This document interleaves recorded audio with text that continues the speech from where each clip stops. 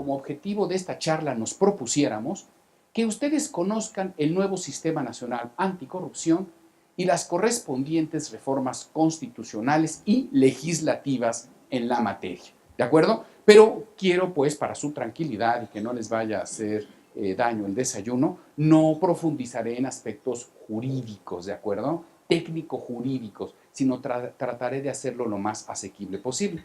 Decía un maestro de Mauricio mío en la carrera que cuando seamos capaces de explicar una figura jurídica sin necesidad de recurrir al tecnicismo jurídico, es que ya entendimos la materia. Entonces de eso se trata, ¿de acuerdo? Entonces yo quisiera proponerles este pequeño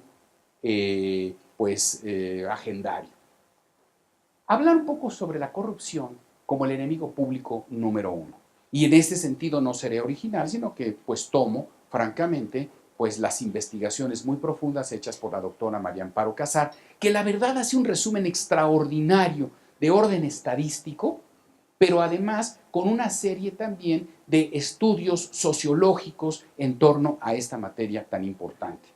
Hay que tener mucho cuidado con el tema de las estadísticas, porque bien dicen que las estadísticas pueden ser ciertas en lo general, pero falsas en lo particular. Entonces, también hay que tener cuidado con este tema numérico.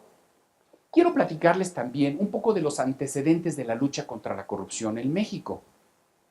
Y en este sentido, también quiero hablar un poco sobre el ámbito, muchas gracias, sobre el ámbito internacional. ¿En dónde nos encontramos en este caso? Antecedentes también de la reforma constitucional en materia de combate contra la corrupción. Fíjense que es importante, dice la filosofía de la historia, que estudiamos el pasado para entender el presente y preparar el futuro. Qué pena que tenga que decirles que mi historia se remite a los últimos 5 años. Esa es nuestra historia contra la corrupción, ¿de acuerdo? Claro, hay otros antecedentes quizá un poco más remotos, pero que lo que trasciende al día de hoy para los efectos del sistema no va más allá de 5 años. Así que todos tienen clara la memoria de lo que voy a platicar. ¿Cómo se crea el Sistema Nacional Anticorrupción? ¿Qué políticas gubernamentales se expidieron en esta materia? No todo es malo. Definitivamente ha habido cosas positivas, ha habido avances en ciertas materias, sin lugar a dudas, pero hay áreas de oportunidad también muy importantes. Se ha expedido un protocolo de actuación en contrataciones públicas. ¿Y por qué toco en particular la contratación pública cuando estamos hablando de un tema general de la corrupción? Pues porque, señores míos, en los términos de los índices de percepción de la corrupción, el tema de la contratación gubernamental enarbola el lugar número 1 en este tema. Señores, la corrupción en este ámbito nos habla de que el costo va entre un 10 y un 25% del valor de los contratos. ¿Se dan cuenta, señores, que si la contratación pública hoy por hoy representa 2/3 partes del presupuesto de egresos de la Federación, lo que equivale aproximadamente a unos 8 puntos del Producto Interno Bruto del país, entre el 10 y el 25% se destina a actos de opacidad administrativa? Es gravísimo lo que estamos hablando. Se expide un código de ética de los servidores públicos del gobierno federal. También vamos a hablar un poquito de ello. La expedición de las 7 leyes anticorrupción, que son las leyes reglamentarias de la reforma constitucional en esta materia. Y particularizaría, nótese, en forma muy genérica, porque no nos alcanzaría todo el día de hoy, siquiera para poder profundizarlo, sobre las distintas normas, pero nada más les daré las 8 columnas de cada una de ellas. La Ley General del Sistema Nacional Anticorrupción, la Ley General de Responsabilidades Administrativas, esta es la que se conoció como Ley 3 de 3, que ustedes, entre otros, muy finamente nos apoyaron incondicionalmente. La Ley Orgánica del Tribunal Federal de Justicia Administrativa.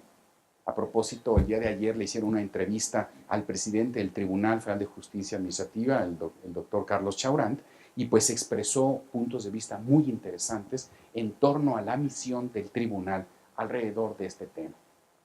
La Ley de Fiscalización y Rendición de Cuentas de la Federación, que es la ley de la Auditoría Superior de la Federación. Las reformas a la Ley Orgánica de la Administración Pública Federal. Van a ver cómo los milagros no se dieron hace 2000 años. Hoy hubo un Lázaro que se levantó y volvió a andar. Surgió como el ave fénix de las cenizas, la Secretaría de la Función Pública. Las reformas a la Ley Orgánica de la Procuraduría General de la República y la consabida creación de la tan llevada y traída Fiscalía Especializada para combatir delitos relacionados con hechos de corrupción y las reformas al Código Penal Federal. Entonces, trataré en un esfuerzo de síntesis de acercarles a ustedes los datos más importantes sobre esta materia. Yo les suplicaría, de verdad, con toda la confianza, esta es una plática entre amigos, una plática literal de cafecito, entonces, por favor, siéntanse con toda la libertad de participar cuanto ustedes estimen pertinente. Yo entiendo que por una razón de orden tenemos previsto hasta las 10:30 platicar. No quiero ser imprudente con sus agendas. Voy a tratar de terminar puntualmente para que tengamos también ocasión de charlar un poquito, intercambiar algunos puntos de vista, inquietudes, dudas que pudieran surgir alrededor del tema. Repito, esta presentación, junto con una serie de materiales que consideré oportuno poner a su consideración, están en este USB. Si les ruego, por favor, si no alcanza, no importa, se los hago llegar a Mauricio para que se los comparta a ustedes, ¿sí? Bueno, el enemigo público número 1, la corrupción. Como les digo, tomado de María Amparo Casar, Anatomía de la Corrupción, 2015 en su primera edición, 2016 la segunda edición, corregida y aumentada, porque la corrupción se corrigió y aumentó en un año, Y como no voy a cansarles en hacer toda una presentación de lo de María Amparo, que sí la tengo, ella me autorizó a utilizarla, pero yo nada más quiero esta lámina, para mí es muy importante. Porque la corrupción en la agenda pública, ¿cuáles son los puntos esenciales para entender la corrupción? Señores, hay tantas definiciones como autores hay. Ya decía Bertrand Russell que el solo hecho de definir supone asumir una posición filosófica. Entonces, no me arriesgaré a dar una definición propia, sino en realidad lo que expresan la inmensa mayoría de la corrupción no es otra cosa más que el desvío de recursos públicos para fines propios. Así lo definen en general lo que es la corrupción. La corrupción es el deterioro, ¿de acuerdo? Hay corrupción de metales, corrupción de sustancias, pero hay corrupción de personas. Dice el Papa Francisco, pues hay corrupción de almas también, ¿de acuerdo? Y me parece muy interesante que dice Jorge Bergoglio, dice, es mejor ser pecador que ser corrupto, porque al menos el pecador tiene el sentimiento de percibir en su alma una debilidad. El corrupto ya no. Claro, dice que pues el pecador pertinaz, pues evidentemente se va a convertir en un corrupto, desde luego. Bueno, qué interesante el tema, ¿verdad? ¿Cuál es la posición de México en el mundo? La percepción que tenemos de nosotros mismos, la frecuencia, los costos y los principales partícipes de la corrupción. ¿Y quién es la prima hermana de la corrupción? La impunidad, evidentemente. Y como les decía hace un minuto, la impunidad se debe a la permisividad gubernamental y a la tolerancia social. ¿Y qué esfuerzos se han hecho en contra de la corrupción? Déjenme decirles la posición de México en el mundo. Como decía, tener cuidado con las estadísticas, que pueden ser ciertas en lo general, falsas en lo particular. Pero hay un dato muy claro.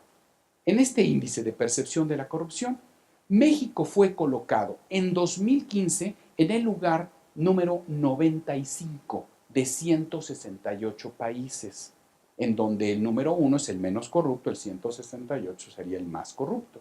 Esperaríamos que en 2016 nos hubiera ido mejor, porque ya habíamos implantado la reforma constitucional, se trabajaba en las leyes reglamentarias y bueno, pues había una voluntad política de combatir este flagelo social. Y bueno, pues como dicen en España, pues anda, vete morena, que el resultado fue que tuvimos un índice de percepción de 123 sobre 168. Es decir, bajamos 28 escaños. Otro índice también de datos duros nos habla de que tenemos un nivel de 3.0 sobre 10 en el ámbito de la corrupción, en donde 10 es el menos corrupto, 1 es el más corrupto. De un año a otro bajamos de 3.5 a 3. Entonces, esto nos habla que no necesariamente El combate contra la corrupción se da a través de las leyes. A todos nos enseñaron en la escuela que la ley no es otra cosa más que un instrumento puesto al servicio de fines ulteriores del ser humano. ¿De acuerdo? Yo puedo tener las leyes más perfectas, pero si éstas no se cumplen, son totalmente ineficaces. Y es el caso precisamente de que se dé este fenómeno de impunidad. Porque por leyes, créanme que en nuestro país no paramos. Tenemos leyes desde el punto de vista del derecho comparado realmente muy avanzadas, leyes progresistas. Sin embargo, el grave problema es que no se cumplen. ¿De acuerdo? Y una norma que no se cumple, pues evidentemente es una norma imperfecta. ¿Por qué? Porque no tiene sanción. ¿De acuerdo? Pero hay algo más importante, la percepción que tenemos de nosotros mismos. Fíjense, ustedes se acordarán de aquel periodista Germán Dehesa, ¿se acuerdan? Que tenía una columna del Ángel en el periódico Reforma, que tenía una pluma muy aguda, con una gran ironía. Bueno, él escribió hace más de 15 años una pequeña obrita que se llamó ¿Cómo nos arreglamos? Era un manual de la corrupción, editado por Diana, con muchos dibujitos, caricaturas, muy gracioso el tema.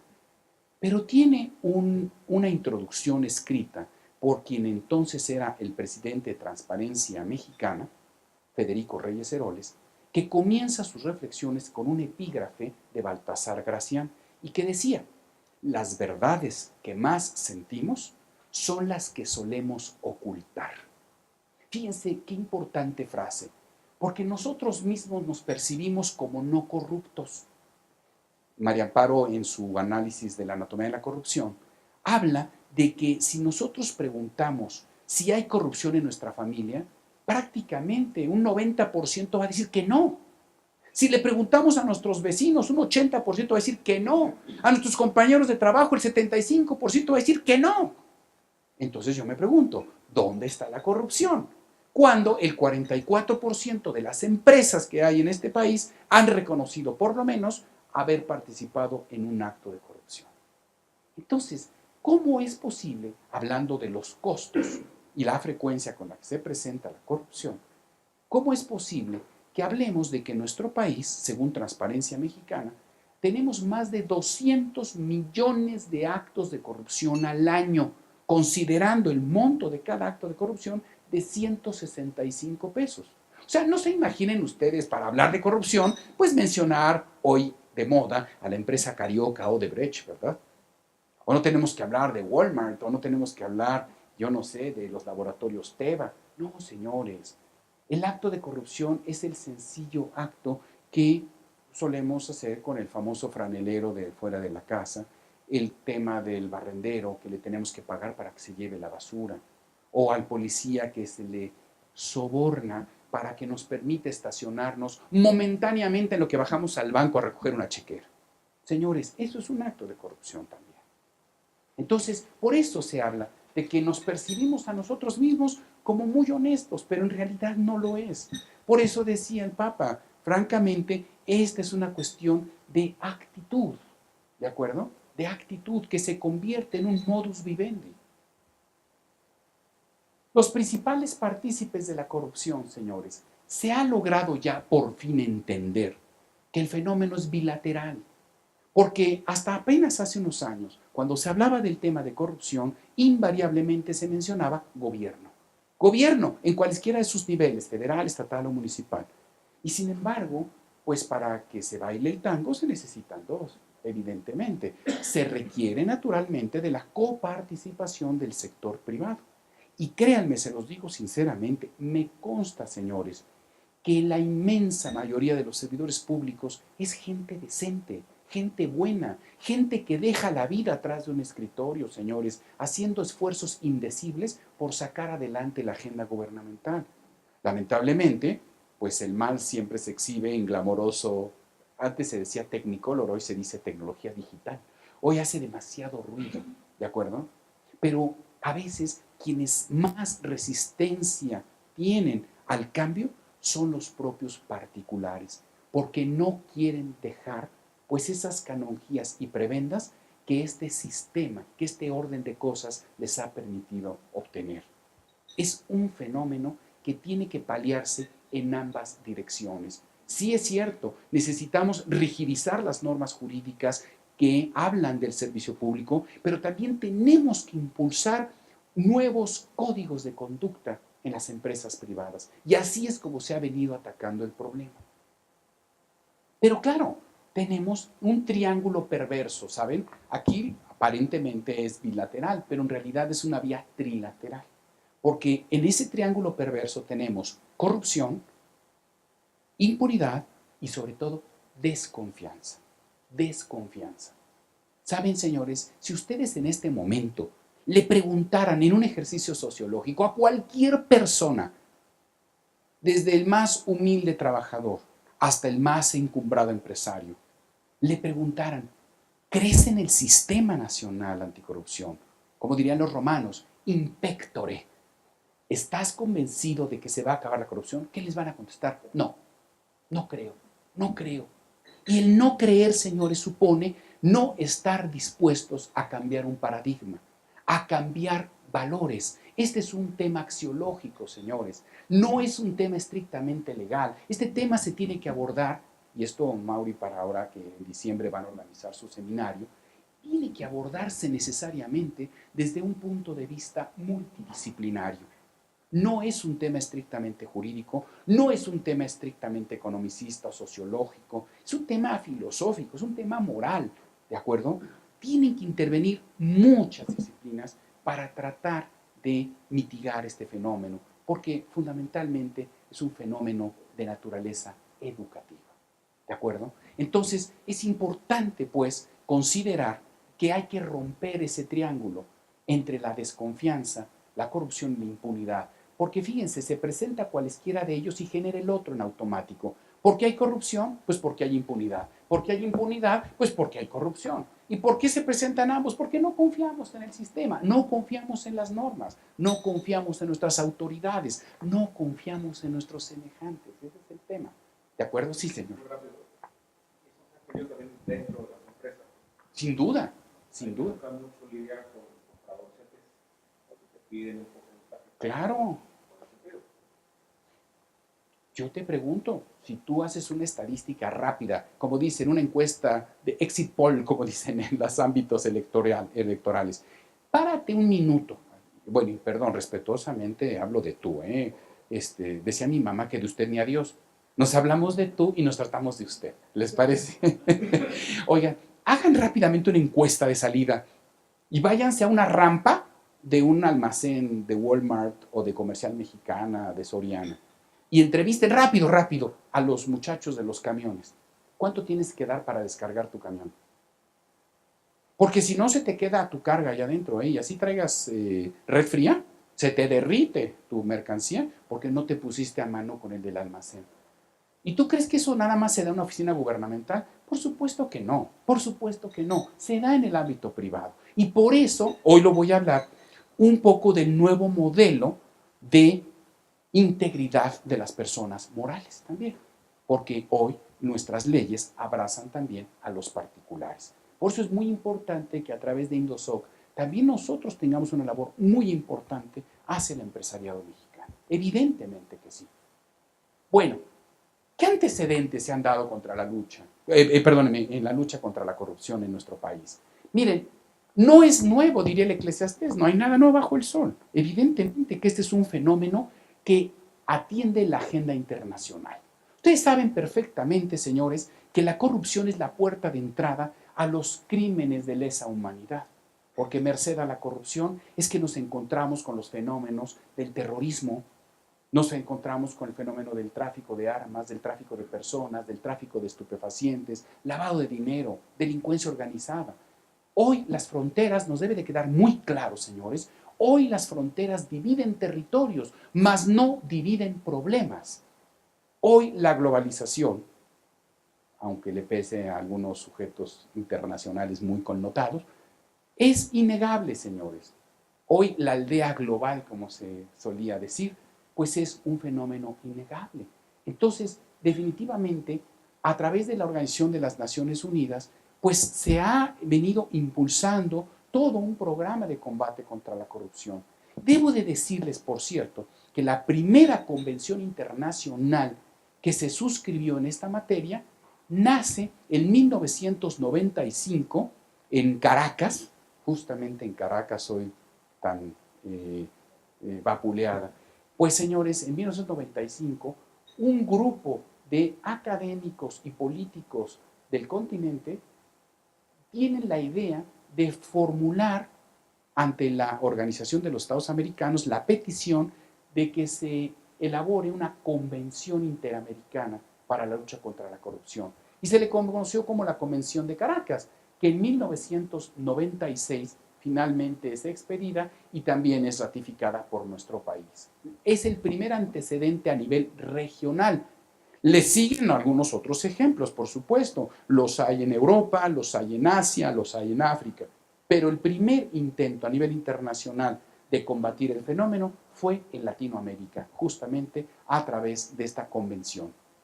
Un año después, el grupo de los ricos, el grupo de la OCDE, la Organización para la Cooperación y el Desarrollo Económico, expidió una convención internacional para combatir el cohecho de servidores públicos en el extranjero en transacciones comerciales internacionales, mejor conocida como la Convención Anticohecho de la OCDE. Fíjense, se expide en 1997. Recuerden, señores, que también en este año México hace sus esfuerzos para ingresar a este grupo de la OCDE. Y justamente, como condicio sine qua non para que nuestro país pueda ingresar a la OCDE, es que suscribiera esta convención internacional y, número dos, hiciera reformas en su legislación interna. Tan es así que en nuestro Código Penal Federal se instituyó un nuevo tipo penal llamado cohecho de servidores públicos en el extranjero. Fíjense, nuevamente, no hay nada nuevo bajo el sol. 20 años atrás, en el año de 1977, en los Estados Unidos de América, como consecuencia de aquel fenómeno que se presentó en el famoso Watergate, en la época de Richard Nixon, se acordarán ustedes, que fue un fenómeno de corrupción con el tráfico de armas, se acordarán. Señores, se expidió la que por sus iniciales en inglés se conoce como la FCPA, la Foreign Corrupt Practices Act, la ley contra actos de corrupción en el extranjero. Una ley que prohibió terminantemente que las empresas norteamericanas utilizaran el cohecho para hacer operaciones allende sus fronteras para obtener contratos en gobiernos extranjeros. Fíjense que esto fue un golpe mortal para muchas empresas americanas porque en aquel entonces la llamada Comunidad Económica Europea, posteriormente llamada Unión Europea, sí lo permitía. Inclusive los gastos de soborno que empleaban las empresas europeas podían ser deducibles de impuestos. Entonces esto era una competencia totalmente desleal. Claro que con la hegemonía norteamericana, pues pronto creó la figura de la OCDE para obligar a sus pares a que se alinearan a esta política anticorrupción, pero política anticorrupción en el extranjero. Hoy, desafortunadamente, en boga el tema por el fenómeno de Odebrecht. Ese es un fenómeno clásico de cohecho de servidores públicos en el extranjero. Ustedes saben que a través de la figura de la FCPA norteamericana, lo que se conoce como el brazo largo de la justicia americana, tiene una aplicación extraterritorial. Fíjense cómo se rompen paradigmas. A nosotros nos enseñaron en nuestras primeras sesiones de introducción al estudio del derecho, la ley es la expresión de la soberanía de una nación. Solamente en México puede aplicarse la ley mexicana. Era impensable que se pudiera aplicar una ley extranjera en México. A ver, señores, hoy claro que se aplican las leyes extranjeras en nuestro país. No porque tenga un aparato coactivo extranjero en México, por supuesto que no, pero un acto en que incurra una empresa o un interés norteamericano en México o en cualquier otro rincón del mundo que involucre, repito, un acto de corrupción, es gravemente sancionado en los Estados Unidos. Es el caso, pues, de esta empresa brasileña, ¿verdad?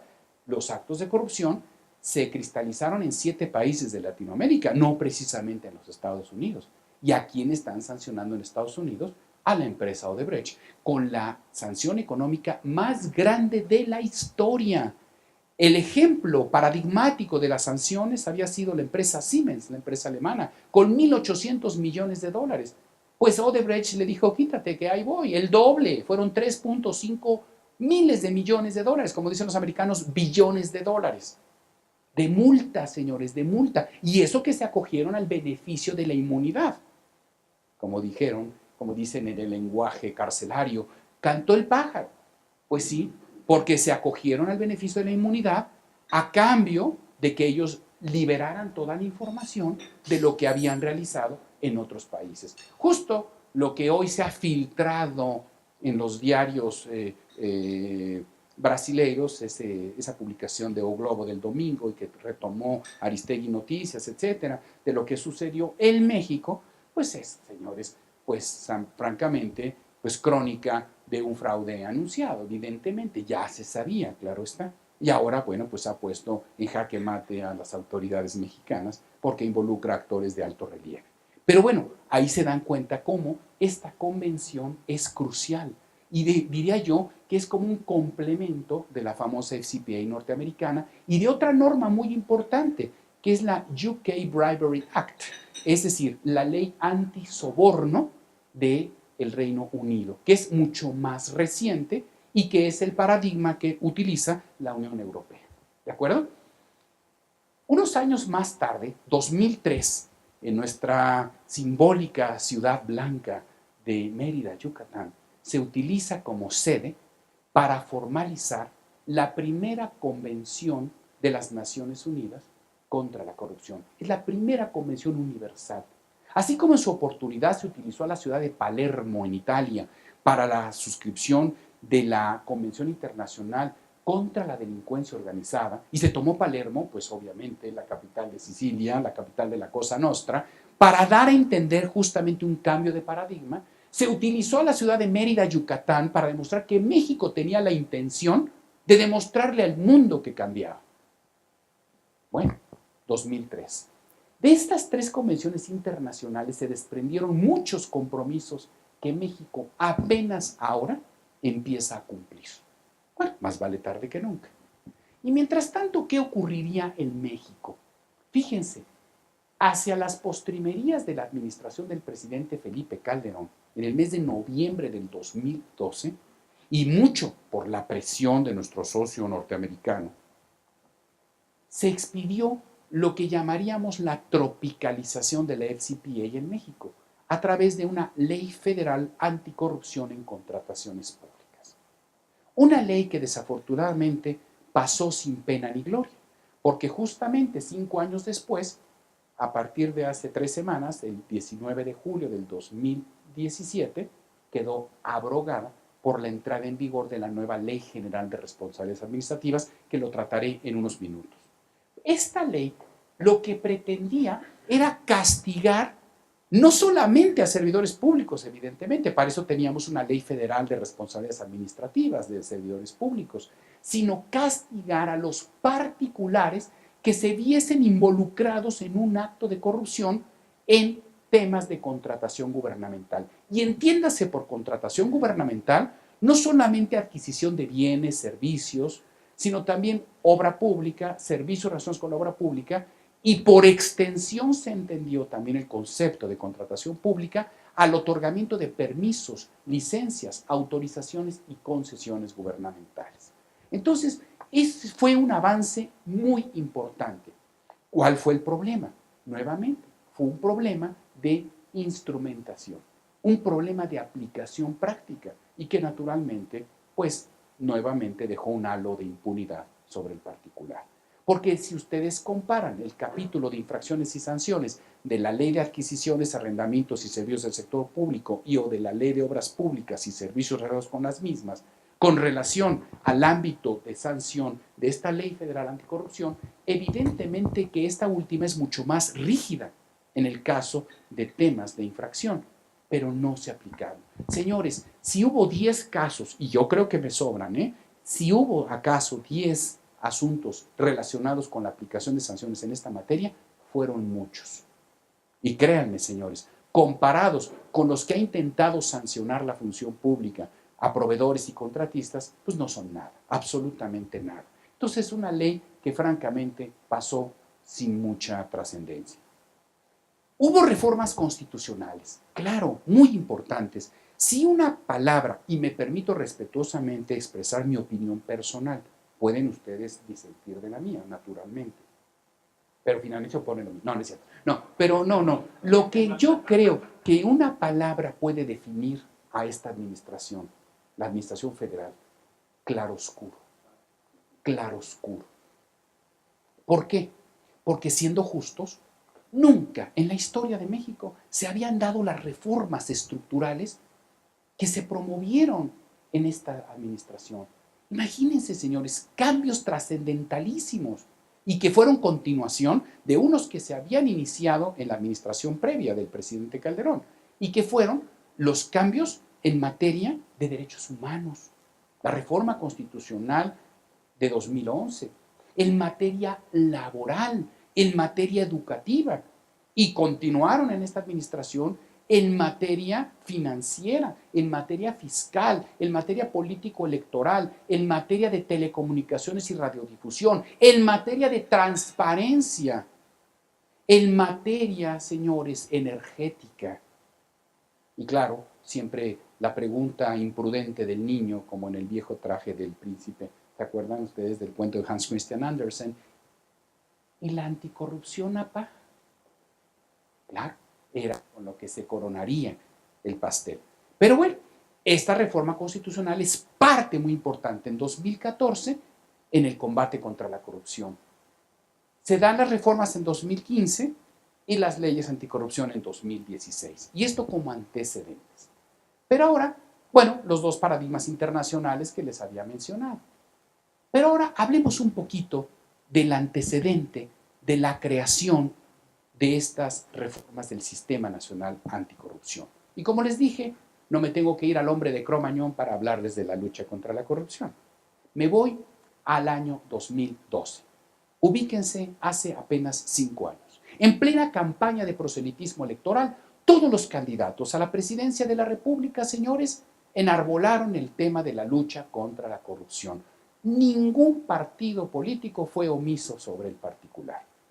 Debo de señalar y enfatizar en la tesis que entonces el candidato por el Partido Revolucionario Institucional y el Partido Verde Ecologista de México, don Enrique Peña Nieto, pues estableció y que fue crear una Comisión Nacional Anticorrupción.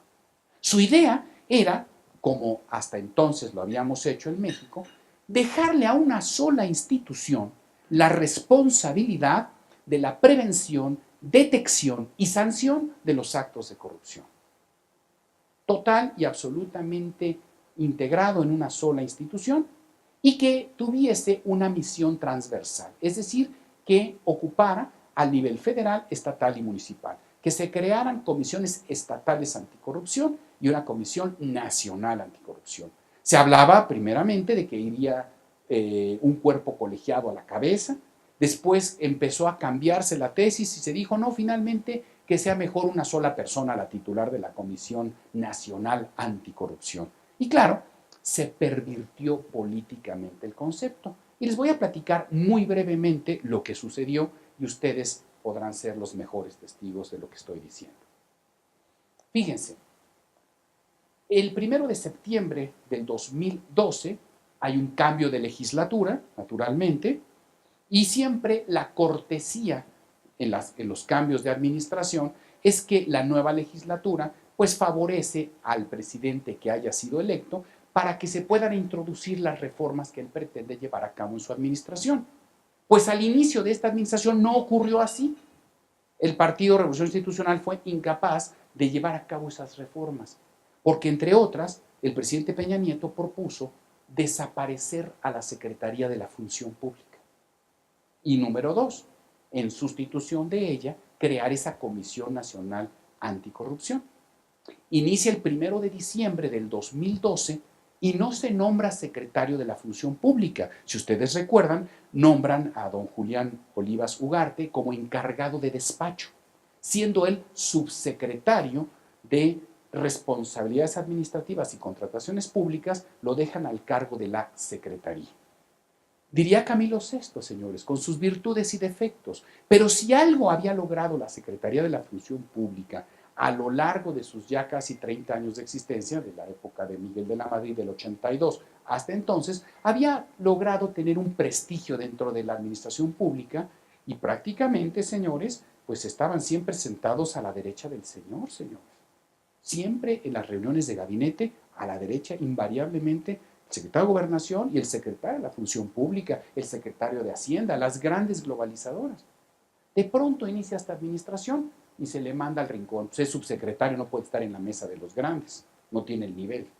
Eso nos habla de que no se le dio el nivel al tema. Es muy simbólico el tema, pero finalmente importante. El 2 de enero de 2013 se publica en el Diario Oficial de la Federación la reforma a la Ley Orgánica de la Administración Pública Federal y se deroga el artículo 37, que es el que habla de las facultades de la Secretaría de la Función Pública. Afortunadamente, una diputada, Betsy Yáñez, del Partido de Acción Nacional, pues ahí como humildemente levanta la mano y dice, oigan, pues está bien que desaparezcan a la función pública, pero ¿y qué va a pasar mientras tanto? Ah, buen punto, buen punto. Entonces en el artículo transitorio se pone, en tanto se cree esa Comisión Nacional Anticorrupción, se mantendrá con toda su fuerza y valor legal a la Secretaría de la Función Pública. Prácticamente se le colocó in articulo mortis, se le colocó respirador artificial, se le mandó al pabellón de los enfermos incurables y ya no pasó nada. Y todo lo que era la función pública sería reabsorbido por la Secretaría de Hacienda y Crédito Público a nivel de una subsecretaría. Nuevamente, las señales. Desaparecerían los órganos internos de control, que hasta entonces dependían jerárquica y funcionalmente de la Secretaría de la Función Pública, para crear las unidades de auditoría preventiva. ¡Qué ternuras! ¿Cómo les ayudo? Juez y parte, porque a los titulares de las unidades de auditoría preventiva los nombraría el titular de cada dependencia o entidad, como de facto ocurrió, señores. De facto así ocurrió. Cada nuevo secretario que ingresó en esta administración, cada nuevo titular de entidad paraestatal nombró a su contralor. Diría Timbiriche, pues tú y yo somos uno mismo, ¿verdad? Juez y parte. Entonces esto mandó nuevamente la señal. No es importante el control interno. Sí se mandó la iniciativa de reforma constitucional al Senado de la República para crear esa famosa Comisión Nacional Anticorrupción. Pasó 2013 y les decía yo, un sexenio de claroscuros, porque efectivamente 2013, y digo también 2014, fue el momentum de México. Prácticamente encabezábamos todos los titulares de los diarios internacionales más importantes. ¿Por qué? Porque se transformaba México de una forma muy importante. Las reformas en telecomunicaciones, la reforma energética, la reforma en materia de competencia económica, financiera, fiscal. Bueno, ya era un paraíso venir a invertir a este país. Era una señal de despegue económico, de bonanza. Claro, contrastando con otros lamentabilísimos temas de la seguridad interna, etcétera. Pero bueno, finalmente éramos farol de la calle, aunque oscuridad de la casa. Y el punto importante, señores, es que en 2013 no pasa nada en esta materia.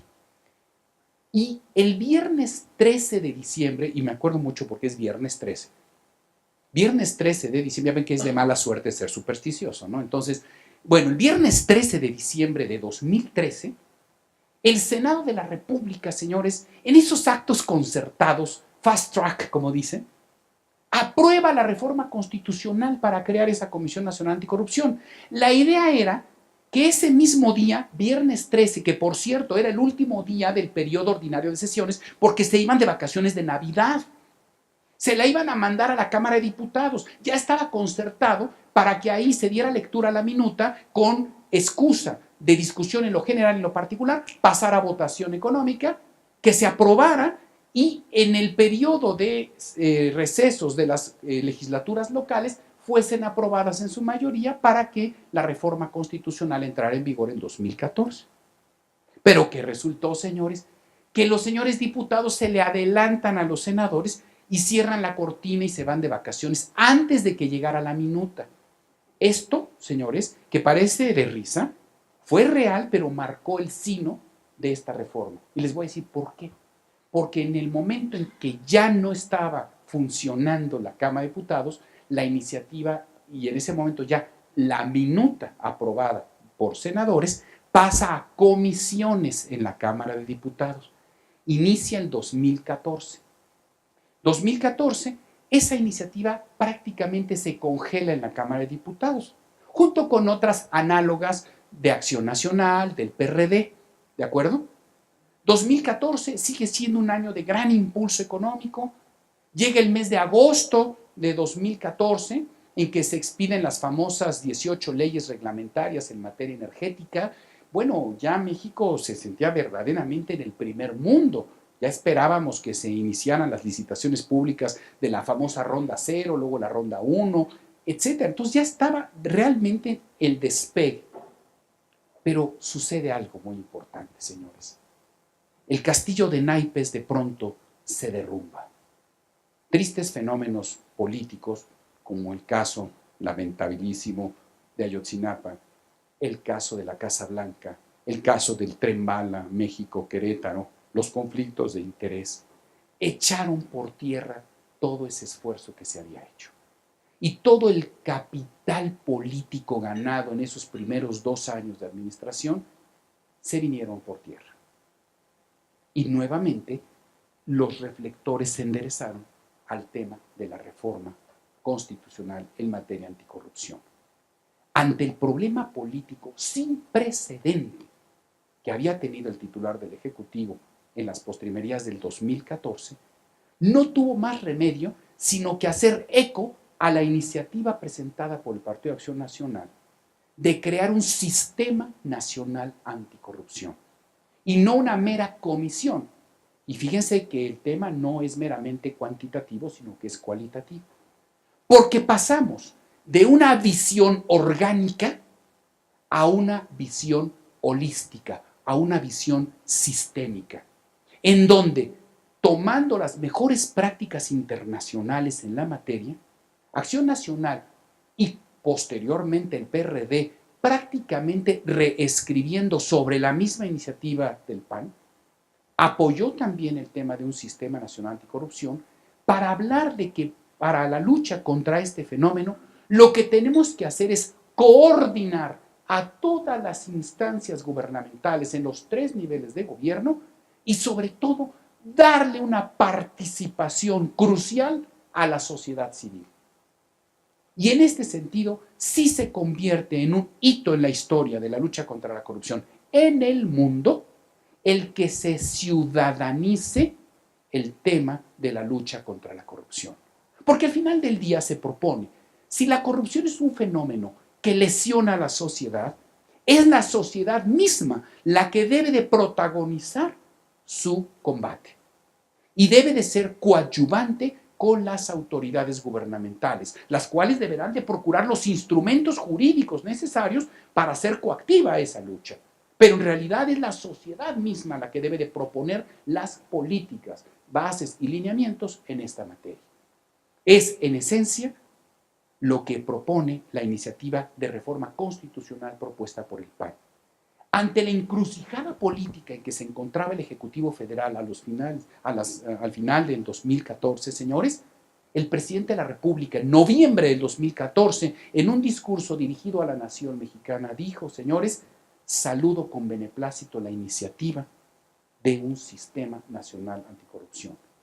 En diciembre se juntan los coordinadores parlamentarios, tanto en el Senado como en la Cámara de Diputados, para discutir este tema y finalmente deciden que sí se va a apoyar y va para adelante. La primera señal inicia 2015, señores. Estamos hablando de hace 2 años, señores, 2 años y medio. Inicia 2015. La primera señal que manda el presidente de la República de apoyar al sistema es nombrar el 3 de febrero del 2015 a un secretario de la Función Pública y nombra al maestro Virgilio Andrade Martínez. Pero claro, desafortunadamente, pues es una paleta envenenada la que le obsequian al maestro Andrade, porque le nombran secretario de la Función Pública, pero le pide como primera misión que juzgue si hubo conflicto de interés en el caso de la Casa Blanca. O sea, prácticamente fue una administración que nació muerta. Vaya favor que le pide al nuevo secretario. Oye, te nombro y ahora dime si soy culpable. Por Dios, en una encrucijada que no tuvo salida. Y no tuvo salida, debo de decir, sin menoscabo del gran nombre y prestigio profesional que tiene Virgilio, no le quedó de otra más que hacer un análisis estrictamente jurídico. Y el análisis jurídico le llevó a la conclusión de que no se puede sancionar un conflicto de interés cuando no hay norma jurídica que lo prevea. Es un principio elemental de derecho, pero claro, una solución jurídicamente correcta, políticamente deleznable, porque evidentemente en la opinión pública nadie le creyó, obviamente. Dejen el tema un segundo. Febrero de 2015, ¿ok? A finales de 2015, señores, y de acuerdo con lo que establece nuestra Constitución política en el proceso legislativo, ustedes saben que cuando hay una iniciativa de ley, la Cámara que primero conoce del proyecto se llama Cámara de Origen y la colegisladora se le llama Cámara de Revisión, ¿de acuerdo? Que es indistinto, puede ser diputados o senadores, no importa.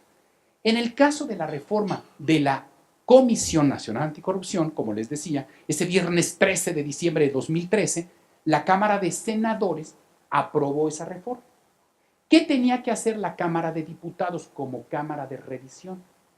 Tomar una de dos.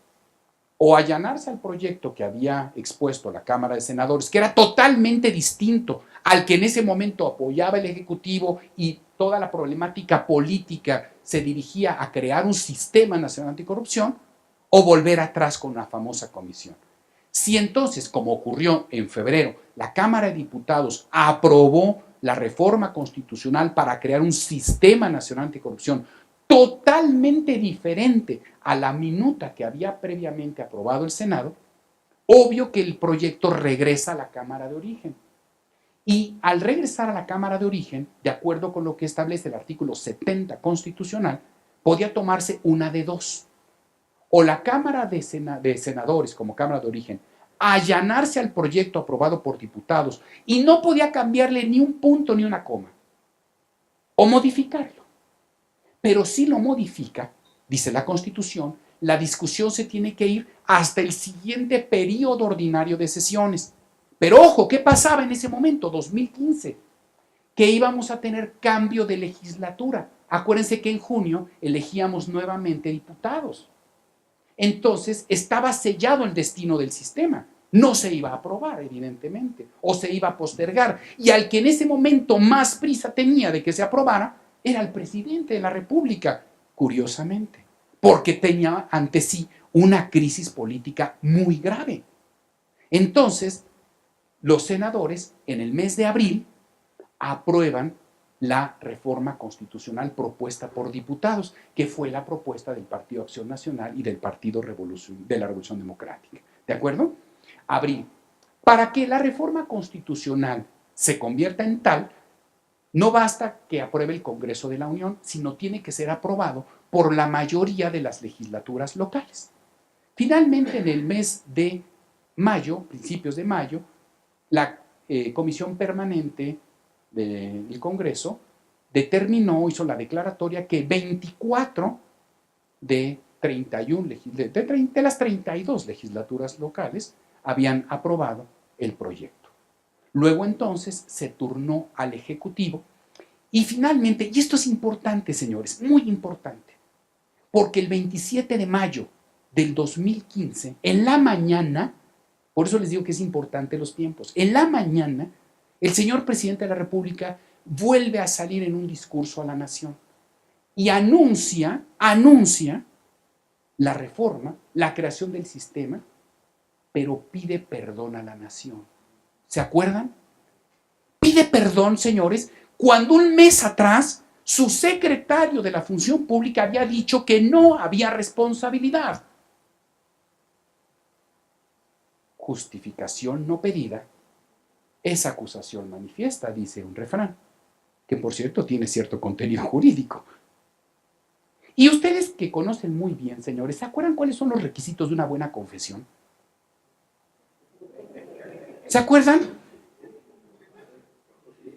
No, señores, primero, pues desde luego, reconocer el pecado, desde luego, decirlo, cumplir la penitencia, pero sobre todo, señores, tener el propósito de enmienda. Ah, no, bueno, eso es evidente, ¿no? Eso es evidente. Eso es evidente. Pequeño detalle, ¿verdad? Bueno, ¿y saben una cosa? Déjenlo tantito en la memoria en RAM este comentario, ¿sí? Voy a volver a él. Por eso es bien importante. Son detalles curiosos. 27 de mayo, en la mañana pide perdón. Lo entendemos con todos los requisitos de una buena confesión. Perfecto. En la tarde, en la versión vespertina del Diario Oficial, se publica la reforma constitucional y en consecuencia se aprueba la reforma a todos estos artículos. Una reforma de gran calado, como se suele calificar. Una reforma trascendentalísima. Y les voy a decir por qué rápidamente. No voy a entrar a mucho detalle, pero simplemente les voy a enumerar en qué consiste. Se reforma el artículo 22, fracción segunda de la Constitución. El artículo 22 es el que prohíbe las penas infamantes, trascendentes, de azotes, mutilación. Prohíbe el decomiso de bienes, excepto en el caso del enriquecimiento ilícito, ¿de acuerdo? Pero también el enriquecimiento ilícito, aquel enriquecimiento que no puede explicarse el origen de los bienes. Pero uno de los temas que mayormente ha impulsado las Naciones Unidas a través de la que le llaman UNODC, que es la Oficina de las Naciones Unidas contra la Droga y el Crimen, que encabeza Luigi Mazzitelli. Bueno, el señor Mazzitelli aquí en México ha impulsado un programa amplísimo, señores, de aplicación de la Convención de las Naciones Unidas contra la Corrupción en México. Y uno de los aspectos que contempla esa convención es la recuperación de activos. ¿A mí de qué me sirve tener en la cárcel la gente si los bienes que se roban no los regresan? Entonces, la recuperación de activos es muy importante. Se reforma el 22 constitucional para que se introduzca la figura de la extinción de dominio. ¿Para qué, señores? Porque el decomiso, desafortunadamente, tiene que seguir un largo proceso jurisdiccional. En cambio, la extinción de dominio es un proceso administrativo mucho más expedito. ¿De acuerdo? Entonces, la extinción de dominio. El 28. ¿Por qué se reforma el 28? Porque todos los organismos constitucionales autónomos que deben de tener un órgano interno de control, que hasta entonces los nombraba cada organismo, ahora se los va a nombrar la Cámara de Diputados, en un tema de pesos y contrapesos entre los tres poderes de la Unión. Ahora Cámara de Diputados nombra a los contralores internos de los entes constitucionales autónomos. A guisa de ejemplo, el del Banco de México, el de la Comisión Nacional de los Derechos Humanos, el del Instituto Nacional Electoral, léase el del INEGI, léase el de la Comisión Federal de Competencia Económica, el Instituto Federal de Telecomunicaciones, etcétera, etcétera. ¿De acuerdo? El 41, apartado A, porque refiere al Instituto Nacional Electoral y que su contralor se lo nombre Cámara de Diputados. El 73, este es el más importante. ¿Por qué? Porque el 73 es el que nos habla de las facultades del Congreso de la Unión para legislar. ¿Qué leyes se tienen que expedir? 73, fracción 24, para que se expida una ley general del Sistema Nacional Anticorrupción. Aquí déjenme hacer un paréntesis, porque hoy se han enarbolado las leyes generales, a diferencia de las que entonces conocíamos tradicionalmente como leyes federales o leyes locales. ¿Qué es una ley general? Caray, linda, gracias. Es una ley que aplica a los tres niveles de gobierno. Es una ley que establece las bases de coordinación entre los tres niveles de gobierno. Eso es una ley general.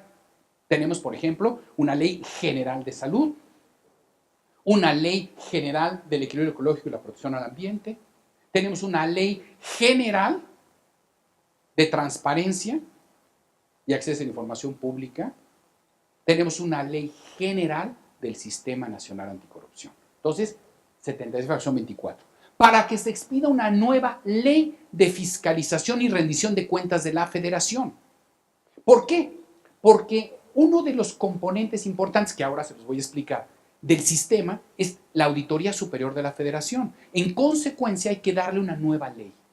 Me choca el término, pero lo debo de decir. Hay que darle dientes, como si fuera un tiburón, ¿verdad? Pero el punto importante es que efectivamente hay que investirle de facultades coactivas al órgano de fiscalización superior de la Federación. Y entonces se expide una ley que se llama igual que la de 2009. Ya teníamos una ley de fiscalización y rendición de cuentas de la Federación de 2009. Bueno, pues la nueva ley que se va a expedir con motivo de esta reforma constitucional. La fracción 29, inciso H. Esta es otra importantísima. Esta reforma, por cierto, del inciso H, no es tan novedosa, señores. Esa fue la primera reforma que en su primer acto de gobierno, Felipe Calderón Hinojosa, el 3 de diciembre del 2006, publicó en el Diario Oficial de la Federación. Y era precisamente para que el Tribunal Federal, entonces de Justicia Fiscal y Administrativa, pudiese sancionar a servidores públicos. Pero esa reforma nunca operó, porque nunca se expidieron las leyes reglamentarias que así lo establecieron. Prácticamente, señores, 9 años después, se aprueba, pero para crear un Tribunal Federal de Justicia Administrativa. Le quitamos el término fiscal, no porque no conozca de la materia fiscal, por supuesto que sí, seguirá manteniendo la facultad de dirimir controversias entre la administración pública y los particulares, pero ampliamos su competencia y aquí viene el cambio importante, señores, para determinar las responsabilidades administrativas graves en que pudiesen incurrir los servidores públicos y los particulares. Es la primera vez que se recoge el concepto de la responsabilidad de los particulares en actos de corrupción o faltas administrativas graves. Muy importante esta fracción H, este inciso H de la fracción 29. Y se crea una fracción V, un inciso V de la fracción 29. Les digo que hemos hecho de nuestra constitución política un catálogo procesal. Imagínense, tener casi hasta la Z en una fracción del 73. Es horroroso leer la constitución hoy por hoy, pero bueno. En la fracción, en el inciso V, se le da facultades al Congreso de la Unión para expedir una ley general de responsabilidades administrativas. ¿De acuerdo? Muy importante el artículo 73. El 74 se reforma, son facultades exclusivas de Cámara de Diputados para, desde luego, modificar los plazos de la rendición de la cuenta pública y la aprobación de la cuenta pública y para nombrar a los contralores internos, como les había comentado, de los entes constitucionales autónomos. Se modifica el 76, que son facultades exclusivas del Senado. ¿Para qué? Para dos cosas muy importantes. La primera, señores, para aprobar el nombramiento del secretario de la Función Pública. Ojo, es muy importante este detalle, porque el secretario de la Función Pública, desde luego, corresponde al Ejecutivo Federal su nombramiento, pero la ratificación ahora será del Senado. Claro que en artículo transitorio se dijo, al secretario que actualmente está en funciones ya no hay necesidad de ratificarlo. En ese sentido, Virgilio Andrade hubiese permanecido en su encargo hasta el 30 de noviembre del 2018. Pero ahorita les voy a contar qué fue lo que sucedió. Entonces, señores, se le da facultades a la Cámara de Senadores. Y otro, se le da facultades para nombrar, o más bien para ratificar el nombramiento del fiscal especializado para combatir delitos relacionados con hechos de corrupción. Lo que al día de hoy, como ustedes saben, no ha ocurrido. Pero ahorita les platico por qué no ha ocurrido. 79, facultades de la Auditoría Superior de la Federación. 104, son facultades de los tribunales colegiados de circuito para conocer en demanda de amparo directo contra las sentencias del Tribunal Federal de Justicia Administrativa. Dispensen, es un tecnicismo jurídico. Se modifica el título cuarto. Esto es bien importante, porque tradicionalmente el título cuarto constitucional, que corre de los artículos del 108 al 114, hablaba de las responsabilidades de los servidores públicos y patrimonial del Estado. Ahora le vamos a intercalar una expresión muy interesante, porque nos habla de las responsabilidades de los servidores públicos, de los particulares por faltas administrativas graves y hechos de corrupción y patrimonial del Estado. Se modifica el nombre. Se modifican, por lo tanto, el artículo 108 para reagrupar los distintos tipos de responsabilidad y particularmente hablar también de los órganos internos de los entes constitucionales autónomos. El 109 las clasifica: la responsabilidad política, penal, administrativa y la responsabilidad patrimonial del Estado. Le da facultades al Tribunal Federal de Justicia Administrativa precisamente para conocer de las infracciones graves cometidas por servidores públicos o de los particulares. El 113 nos define qué es el Sistema Nacional Anticorrupción. ¿Qué es el Sistema Nacional Anticorrupción, señores? Es la instancia de coordinación en los 3 niveles de gobierno: federal, estatal y municipal, para la prevención, detección y sanción de actos de corrupción y para la fiscalización y sanción en el manejo de los recursos públicos federales. Esa es la definición del Sistema Nacional Anticorrupción. Es una instancia de coordinación para prevenir, detectar y sancionar la corrupción y para fiscalizar el uso y disposición de recursos públicos federales. ¿De acuerdo? Ese es el Sistema Nacional Anticorrupción. El 114, los plazos de prescripción. La sanción administrativa grave ahora prescribe en 7 años en lugar de 5 como originalmente. 116. El 116 nos habla de las facultades de los congresos locales, porque aquí algo muy importante, y es justo lo que hoy día nos estamos enfrentando un gran reto, porque el Sistema Nacional Anticorrupción se tiene que replicar como una calca a nivel de los 32 estados, señores. Y en eso, créanme, señores, que todavía tenemos años luz de que se consiga, ¿eh? Estamos muy atrasados en ese tema. El 122 le da atribuciones a la Asamblea Legislativa de la Ciudad de México para hacer lo propio. Dicho sea de paso, en la nueva constitución de la CDMX, que entrará en vigor en 2018, como ustedes saben, y que está hoy impugnada en controversia constitucional en la Corte, hay un capítulo del sistema local anticorrupción en la Ciudad de México también. Y luego vienen, señores, 11 artículos transitorios. Y esto me da pie, señores, para hablar de los antecedentes de la reforma legislativa, la creación del sistema.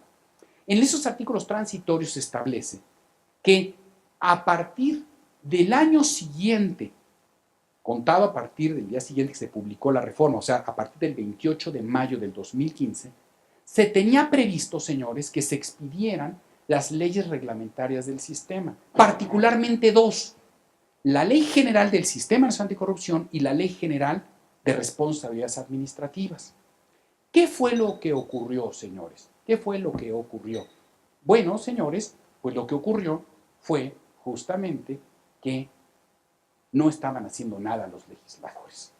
Y eso se los voy a platicar después de que les hable de cómo se crea el sistema.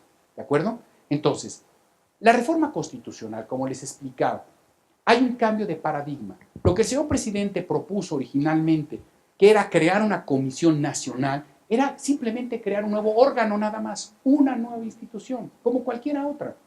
Se ha demostrado el fracaso de ese proyecto. Entonces pasamos a una concepción sistémica, holística, como hoy se dice. Es decir, vamos a hacer como un todo, que las acciones de las instancias competentes, tanto en gobierno como de la sociedad, coadyuven a un objetivo común. ¿De acuerdo? Entonces, esa interacción sistémica, como en la teoría de los círculos, vamos a hablar de que van a confluir 3 sistemas diferentes. El Sistema Nacional Anticorrupción va a convivir con el Sistema Nacional de Transparencia y el Sistema Nacional de Fiscalización. ¿De acuerdo? Entonces, esto significa, señores, que tendríamos que hablar quién integra el Sistema Nacional de Transparencia.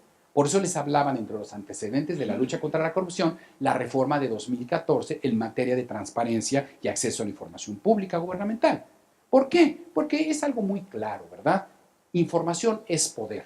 Para poder accionar, lo primero que debes de tener es información. ¿Quién integra el Sistema Nacional de Transparencia? Lo encabeza el nuevo ente constitucional autónomo, que es el Instituto Nacional de Transparencia, Acceso a la Información y Protección de Datos, el INAI.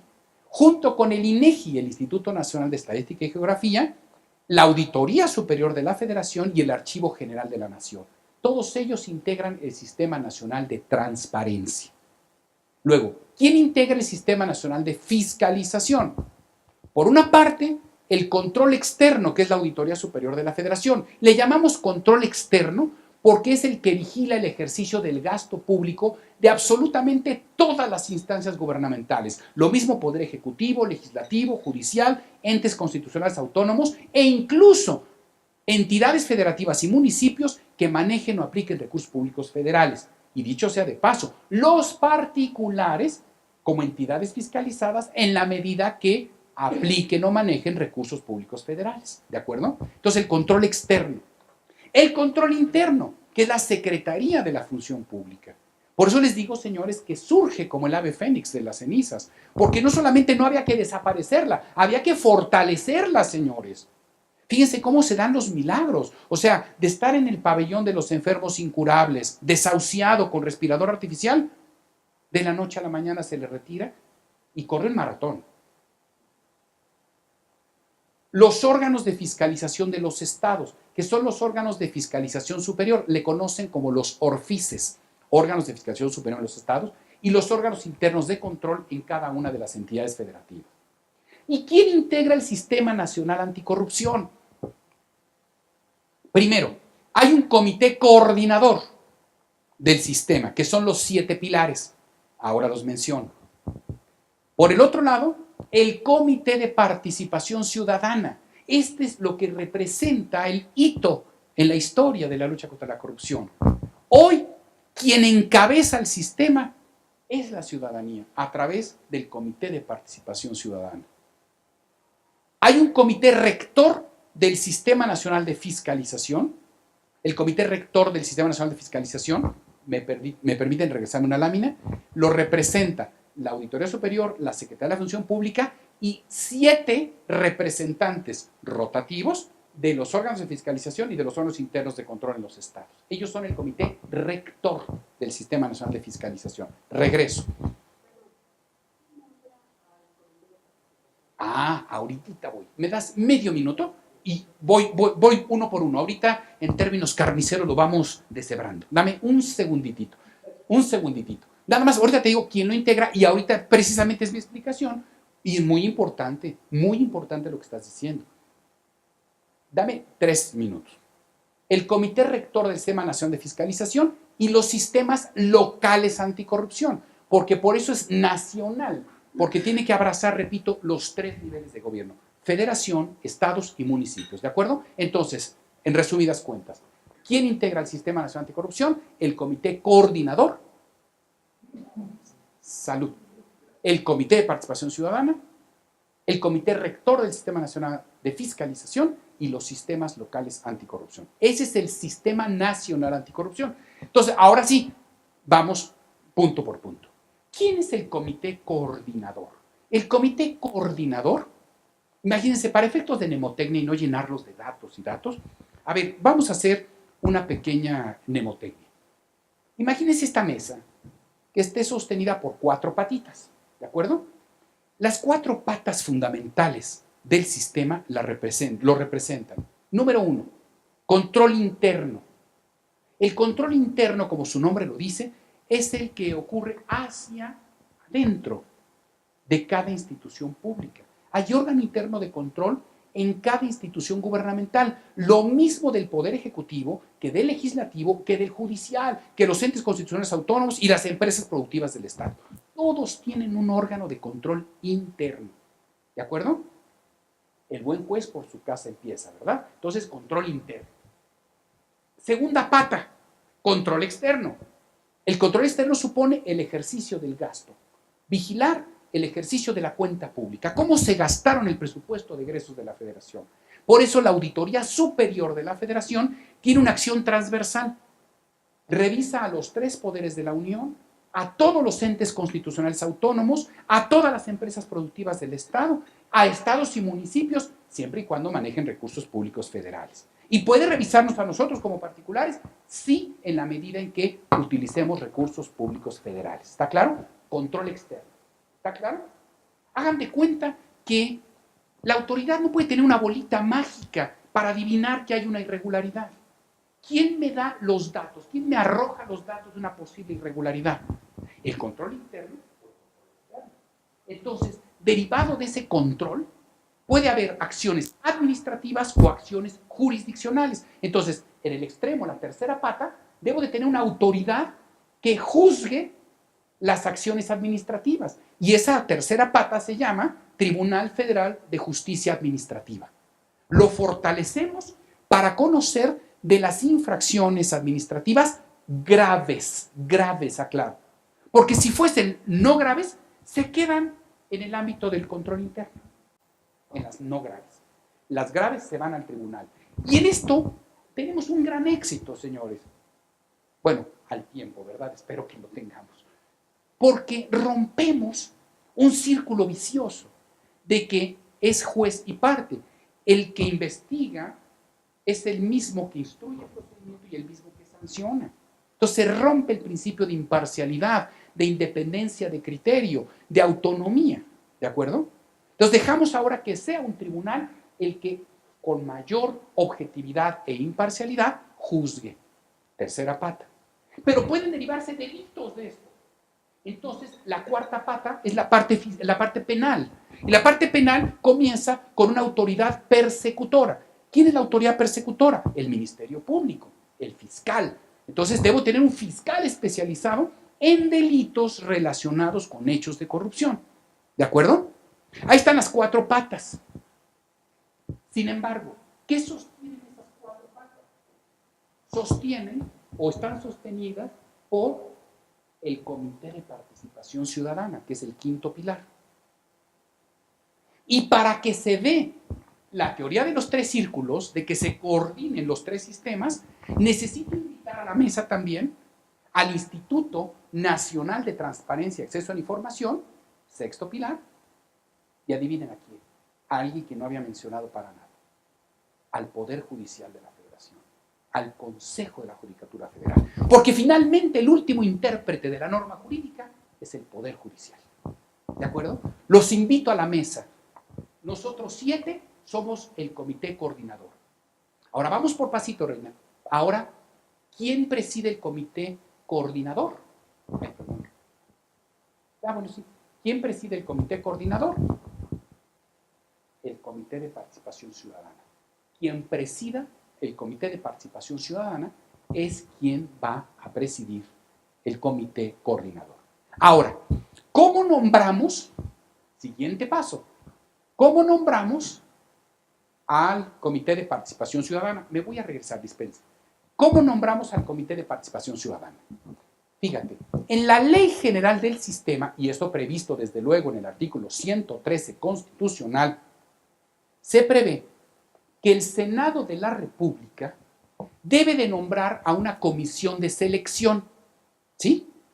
Esa comisión de selección estará conformada por 9 ciudadanos distinguidos, 5 propuestas por instituciones académicas de investigación y 4 por instituciones, organizaciones no gubernamentales, todos ellos que se distingan por sus trabajos en materia de transparencia, rendición de cuentas y combate contra la corrupción.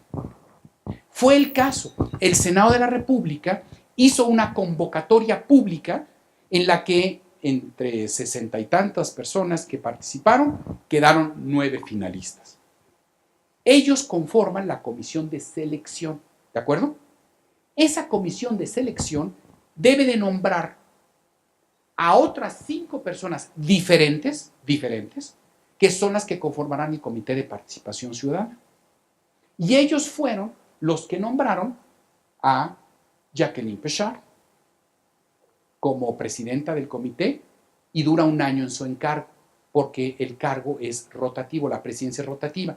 Por primera vez van a durar 1, 2, 3, 4 y 5 años respectivamente. En lo subsecuente durarán 5 años.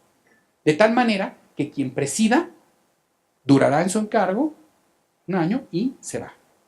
¿Para qué? Para evitar justamente que haya intrigas políticas al interior del Comité de Participación Ciudadana. Ya saben que todos van a presidir. Entonces, Jackie le tocó ser la primera. ¿Pero ella deja de ser parte del comité? Ella, no, ella es la preside el Comité de Participación Ciudadana y ella deja de formar parte del Comité de Participación Ciudadana y la comisión de selección nombrará a un nuevo participante que va a la cola. Va a durar 5 años ese encargo y Marie Claire Acosta, que hoy dura 2 años, durará 1 año como presidenta y se va. Después viene José Octavio López Pérez, 3 años. Luego viene Luis Manuel Pérez de Hacha, 4. Y luego viene Pepe Hernández, 5. Bueno, ellos son nuestros miembros del Comité de Participación Ciudadana. ¿De acuerdo? Ahora, fíjate bien, son 2 cuestiones diferentes, no confundir, por favor. Y por eso tu pregunta fue muy inteligente. No, no el Senado, la comisión de selección.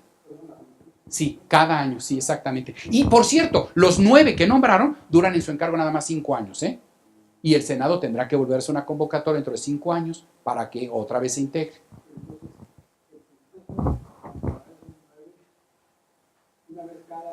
Sí. No, ahí no hay rotación. Porque ellos, su misión nada más es nombrar a los miembros del Comité de Participación Ciudadana. Fíjate cómo empezaron las perversidades. ¿Cómo empezaron las perversidades? Porque cuando el Senado se empezó a sentir muy presionado, sobre todo ahora en 2017, de nombrar al fiscal especializado, volteó y le dijo a la comisión de selección, oye, nómbrame al fiscal, ¿no? ¿Y qué dijo la comisión de selección? Si sabes contar, no cuentes conmigo. Yo no tengo facultades para hacerlo. ¿Cómo quieres que yo nombre al fiscal si no tengo facultades sino para nombrar a los miembros del Comité de Participación Ciudadana? Por Dios. Diría nuestro desaparecido Cantinflas, pues oiga usted. ¿De acuerdo? Pues eso es inconstitucional, no se puede. ¿Me explico? Esa es otra función del Senado. Bueno.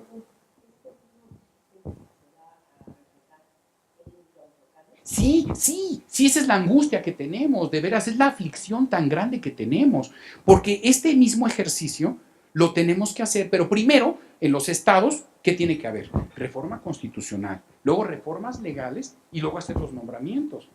Y te digo una cosa, fíjate, y lo puedes ver, te sugiero, entra a la página del IMCO, Instituto Mexicano para la Competitividad, imco.org, y hay lo que llaman un semáforo de implementación de los sistemas locales anticorrupción.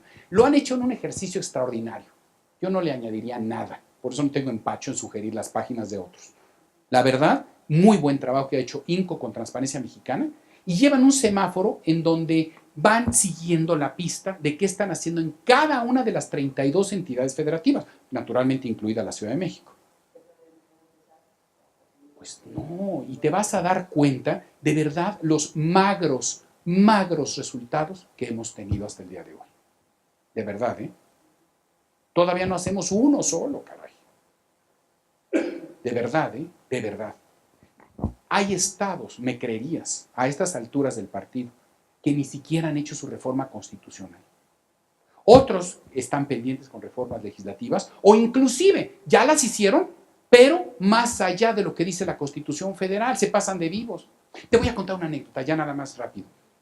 ¿Sabes qué ocurrió en 2016? Fíjate, 2016 iban a terminar 3 gubernaturas, curiosamente, Veracruz, Chihuahua y Quintana Roo. Los Duartes, que como Duarte de magia desaparecieron, y Borges, ¿te acuerdas? Entonces, ¿qué hicieron ellos?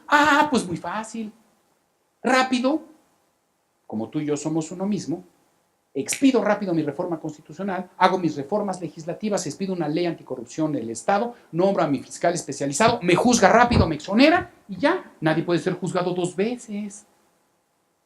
Así llega el nuevo y pues no me puede hacer nada, pues ya me juzgaron, me dieron un coco los anteriores, aquí ya no pasa nada. Qué bonito, ¿verdad? Qué bonito es lo bonito, ¿verdad? Entonces, claro que rápidamente el Congreso de la Unión, la Procuraduría General de la República, pues naturalmente interpuso controversia constitucional contra esa vacilada de reformas que hubo en Chihuahua, en Veracruz y en Quintana Roo y se las echó abajo. Imagínate cómo se anticipan al futuro. Expidieron ley anticorrupción sin que todavía existiera ley general del sistema. Qué bonito, ¿no? Se anticiparon al futuro. Pues obviamente que no, claro que no. Claro, sí. Bueno, entonces, eso fue a título anecdótico, ¿eh? Entonces, ¿te queda claro quién nombra a los miembros del Comité de Participación Ciudadana? Ahora, fíjate bien, otro detalle. Como se dan cuenta, el comité coordinador no es una entidad gubernamental, sino está conformado por 6 instituciones públicas y una ciudadana, si se fijan. Entonces, ¿cómo pueden actuar? ¿Cómo puede actuar el comité coordinador? Si es, como su nombre lo dice, quien coordina el sistema. Lo va a hacer a través de una secretaría ejecutiva. ¿Ok? La secretaría ejecutiva, es así, va a ser un organismo público descentralizado. Desde luego, no sectorizado. Faltaba más. ¿De acuerdo? Con personal jurídico y patrimonio propio. Tendrá su presupuesto propio. Los famosos 148 millones de pesos tan llevados y traídos, ya se los dieron. Ya lo tiene, se previó en el presupuesto de egresos de la Federación del 2017, que no es nada, by the way, no es nada. Pero déjame decirles que ahorita acaba de,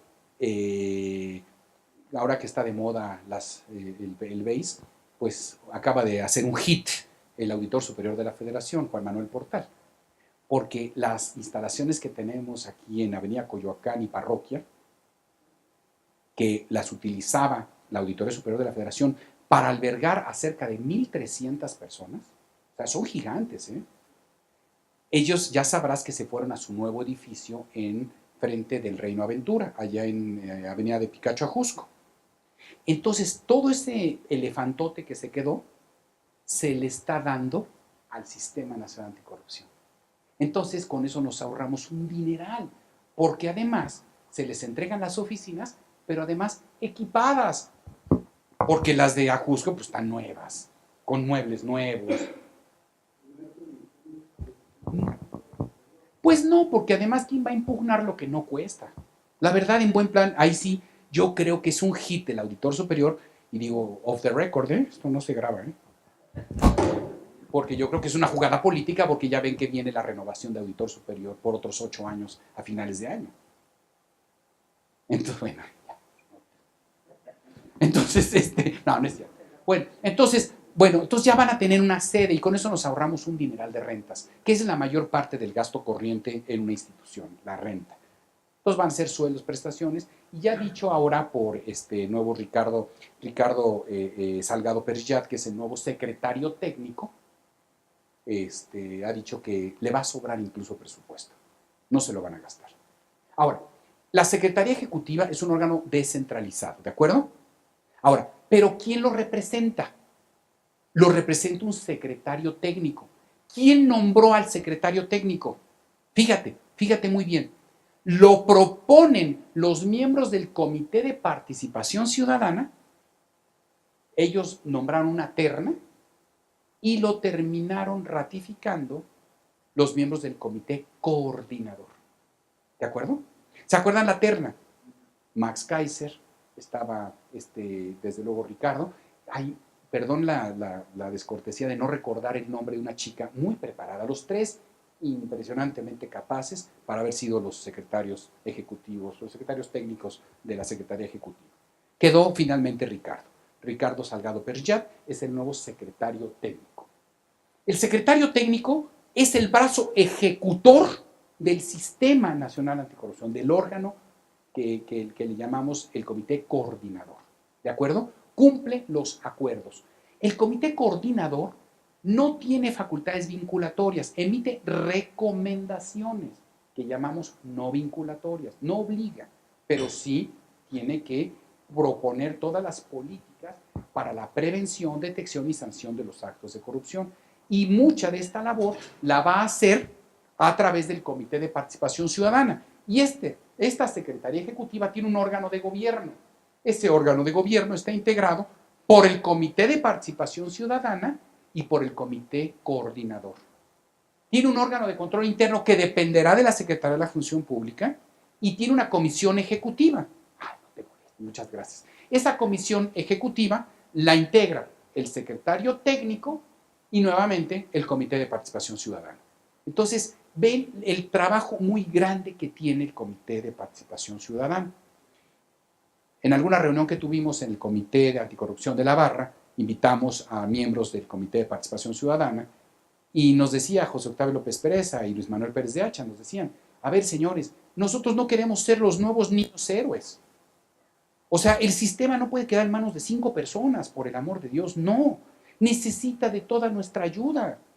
Necesita de instituciones como el Indosoc para que impulsen todas estas acciones, para que seamos un órgano propositivo, señores. No pueden hacer la labor solos. La lucha contra la corrupción, señores, es una labor de todos los días. Dice Claudio X González que la lucha contra la corrupción es como ir montados en una tortuga galápago, porque es lenta, lenta, lenta, modesta, pero una lucha fuerte, constante y con una dirección bien definida. No se pueden esperar milagros de la noche a la mañana. Sin duda, todos queremos ver resultados espectaculares, pero la esencia del sistema no es precisamente el que se meta a la cárcel a la gente, sino que cambie la actitud, que cambie el paradigma.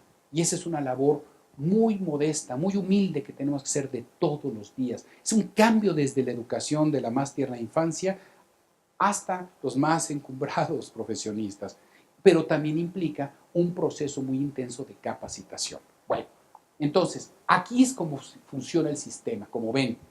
Control interno, control externo, la parte de control interno, función pública y los órganos internos de control, la parte externa, que es la Fiscalía para combatir delitos relacionados con corrupción, la Auditoría Superior de la Federación, la parte de sanción, que es el Tribunal Federal de Justicia Administrativa, el Poder Judicial de la Federación, la parte penal, están en forma transversal el Comité de Participación Ciudadana y desde luego todo ello integra el Comité Coordinador del Sistema. Bueno, ¿se dictaron políticas en materia de lucha contra la corrupción? Sí, por supuesto. Al margen de todo esto, cuando nombran a Virgilio Andrade Martínez, ahora sí me regreso, ¿se acuerdan que les dije que guardaran en la memoria el dato?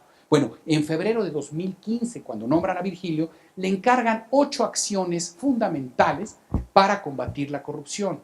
La primera, que en la declaración patrimonial de los servidores públicos se incluya la declaración de posible conflicto de interés. Primera medida que se hizo. Se creó una unidad especializada en ética y prevención de conflictos de interés. Ya existe. Se expidió un código de ética y reglas de integridad para el gobierno. Ya se expidieron. Se expidió un protocolo de actuación de servidores públicos en contratación pública. Ya se expidió. Se hizo un registro de servidores públicos que participan en contrataciones públicas, porque son áreas de riesgo que hay que vigilar. Dicen los expertos en materia de lucha contra la corrupción, para combatir la corrupción, follow the money. Follow the money, no follow the persons. No follow the people, follow the money. Porque a mí no me sirve la persona, me sirve el activo. ¿A poco ustedes creen que sería tan pueril la decisión de un exgobernador de poner los bienes a su nombre o de sus dependientes económicos? Esto es ridículo, es infantil pensar que va a ser así. Entonces, ¿qué tenemos que hacer? Inteligencia a través de investigaciones de dinero, ¿de acuerdo? Entonces, por eso, registro de servidores públicos que intervienen en contrataciones. Ventanilla única para todos los trámites de información del gobierno, el portal www.go.mx. Claro, señores, en la medida en que yo digitalice los procesos de trámite, elimino la corrupción de ventanilla, señores. La simplificación administrativa es inversamente proporcional a la corrupción. Una lista de proveedores sancionados por el gobierno federal y sus causas. Y hay mecanismos de colaboración con el sector privado. Al día de hoy, el sector privado se ha involucrado muy importantemente en el tema. El Consejo Coordinador Empresarial, la Coparmex, la Cámara Mexicana de la Industria de la Construcción, la International Chamber of Commerce, también la American Chamber, han colaborado intensamente con el gobierno para ellos, a su vez, expedir sus propios códigos de conducta. Tan es así, señores, tan es así que hoy ha tomado un auge importantísimo todo lo que seguramente ustedes conocen hacia el interior de sus empresas, que se conoce como el compliance. Compliance no es otra cosa más que un anglicismo que significa cumplimiento. Pero a la luz de compliance estamos hablando de reglas de integridad, reglas de control, ¿de acuerdo? Y hay todo un protocolo de integridad de las personas morales, que el mucho se tomó del protocolo de la FCPA norteamericana, señores. Nuevamente, no hay nada nuevo bajo el sol, ya está inventado. Tráetelo a México, tropicalízalo y aplícalo. Es el artículo 25 de la nueva Ley General de Responsabilidades Administrativas, el nuevo modelo de integridad de las personas morales. ¿De acuerdo?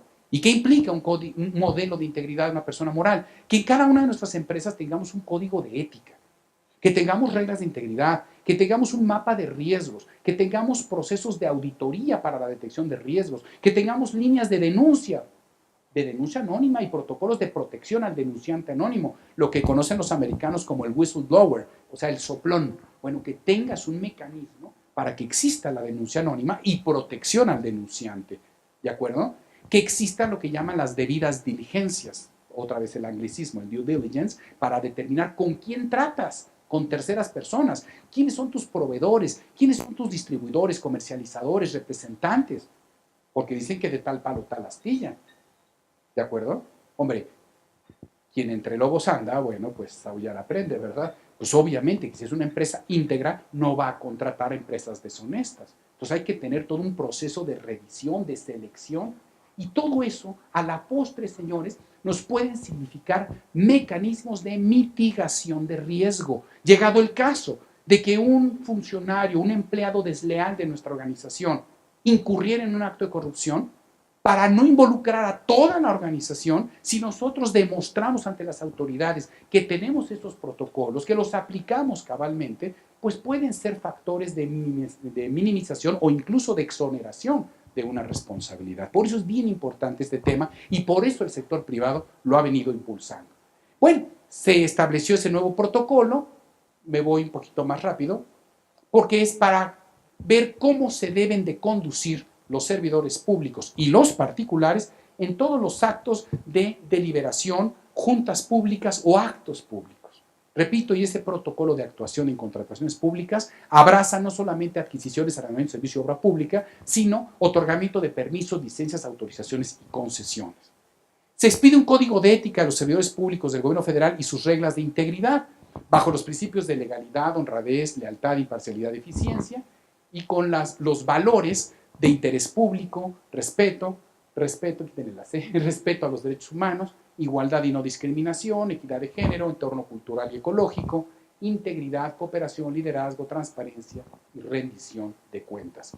Bueno, todas estas reglas de integridad deben de aplicar todas las instancias gubernamentales y para tal efecto crearon sus propios comités de ética y de prevención de conflictos de interés. Y finalmente se expiden las 7 leyes, señores. Las 7 leyes que supone, pues en primerísimo lugar, lo que ocurrió.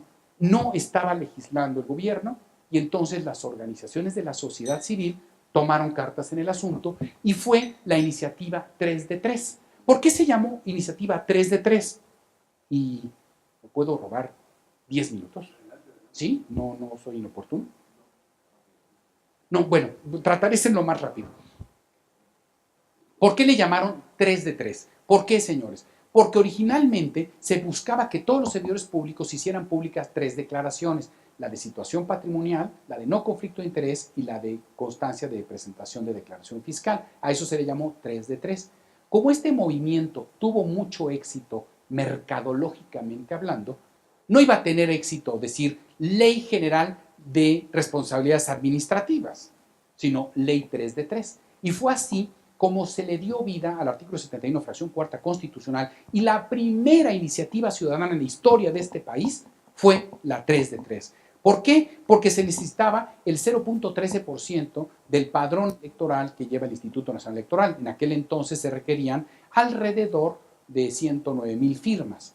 Bueno, señores, se consiguieron en primera oleada 340,000 firmas, una segunda oleada 300,000 más y pudieron ser 2 millones de firmas, porque era importante que se tomara en serio este movimiento. Al Senado de la República no le quedó de otra más que tomarla como una iniciativa de facto, no de jure, preferente, porque de no haberle dado esa preferencia, se echaba encima a toda la ciudadanía. Y el otro punto muy importante de esta iniciativa ciudadana fue que se logró lo que se llamó Parlamento Abierto. La ley orgánica del Congreso dice que una iniciativa ciudadana le da derecho a la organización que la presenta a discutir solamente 20 minutos ante una comisión su iniciativa y adiós, gracias por participar. Aquí se logró, miren, la ciudadanía es como la humedad, señores, una vez que se mete ya no la saca y ya se metió. Ahora no hay que sacarla y no hay que permitir que nos saquen, ¿verdad? Evidentemente, demostrando con hechos. Pero el punto importante es que se nos permitió estar en las discusiones, no solamente de nuestra propia iniciativa 3 de 3, sino también en el resto de las 6 leyes. Eso es lo que se llama hoy el concepto de gobierno abierto. El Open Government, como se llama hoy en el extranjero, se basa en 3 premisas fundamentales. Bueno, 4 diría yo. Transparencia, rendición de cuentas, participación ciudadana e innovación. Estos 4 conceptos a nivel internacional son los que hoy están rigiendo el paradigma del gobierno de las naciones. ¿De acuerdo? Entonces México está introduciéndose al concepto de gobierno abierto y por eso inclusive se está hablando de un protocolo de compras abiertas. A ver si es cierto que se logra. Bueno, finalmente se expiden estas 7 leyes. ¿Cuáles son esas leyes?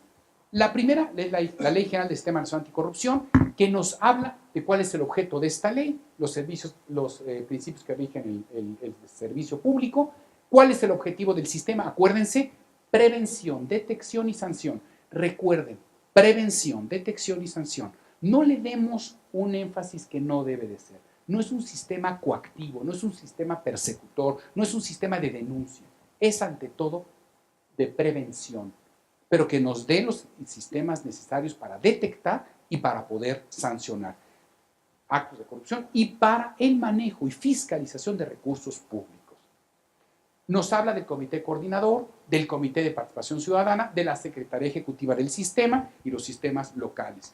Nos habla del Sistema Nacional de Fiscalización y de la Plataforma Digital Nacional.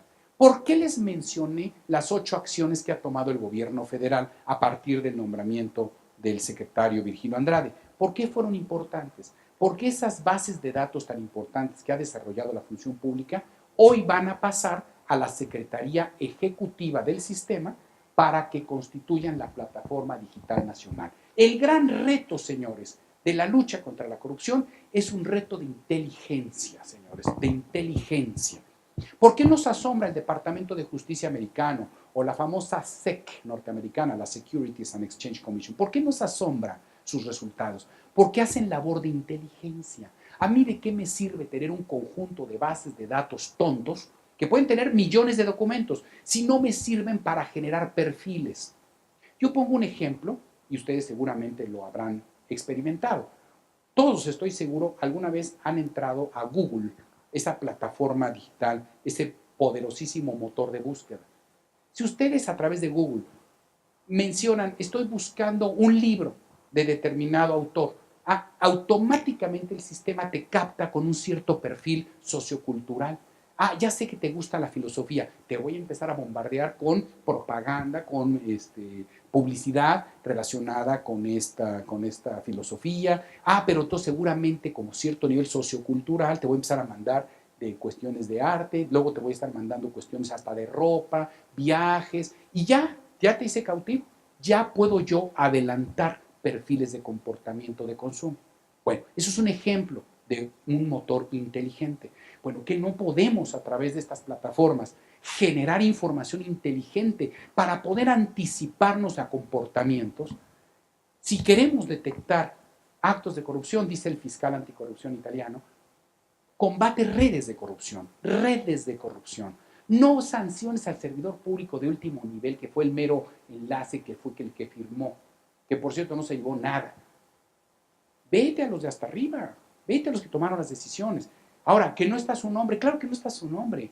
Haz investigación, sigue el dinero, sigue su comportamiento, el de sus familiares, sus dependientes económicos, sus cercanos, sus amigos, a dónde va, qué coches usa, a dónde viaja, cuánto gasta. Y empieza a buscar. Y así es como se logran captar esas grandes fortunas. Bueno, eso es lo que se pretende con la Plataforma Digital Nacional. Y la idea es que sean interoperables. Es decir, que una se hable con otra. ¿De acuerdo? Y entonces, este es un enorme esfuerzo que hay que hacer, enormísimo esfuerzo, y sobre todo a nivel de estados y ya no digas de municipios. ¿De acuerdo? Entonces, sí, yo te diría que somos no natos todavía, ya ni digo pañales, no natos siquiera. Bueno, la va a manejar, claro, como responsable último el secretario técnico, sí, y es el responsable de la Secretaría Ejecutiva. ¿Sí? Claro, ¿quién será? ¿Quién será el responsable del manejo de la plataforma? Y bueno, y las recomendaciones.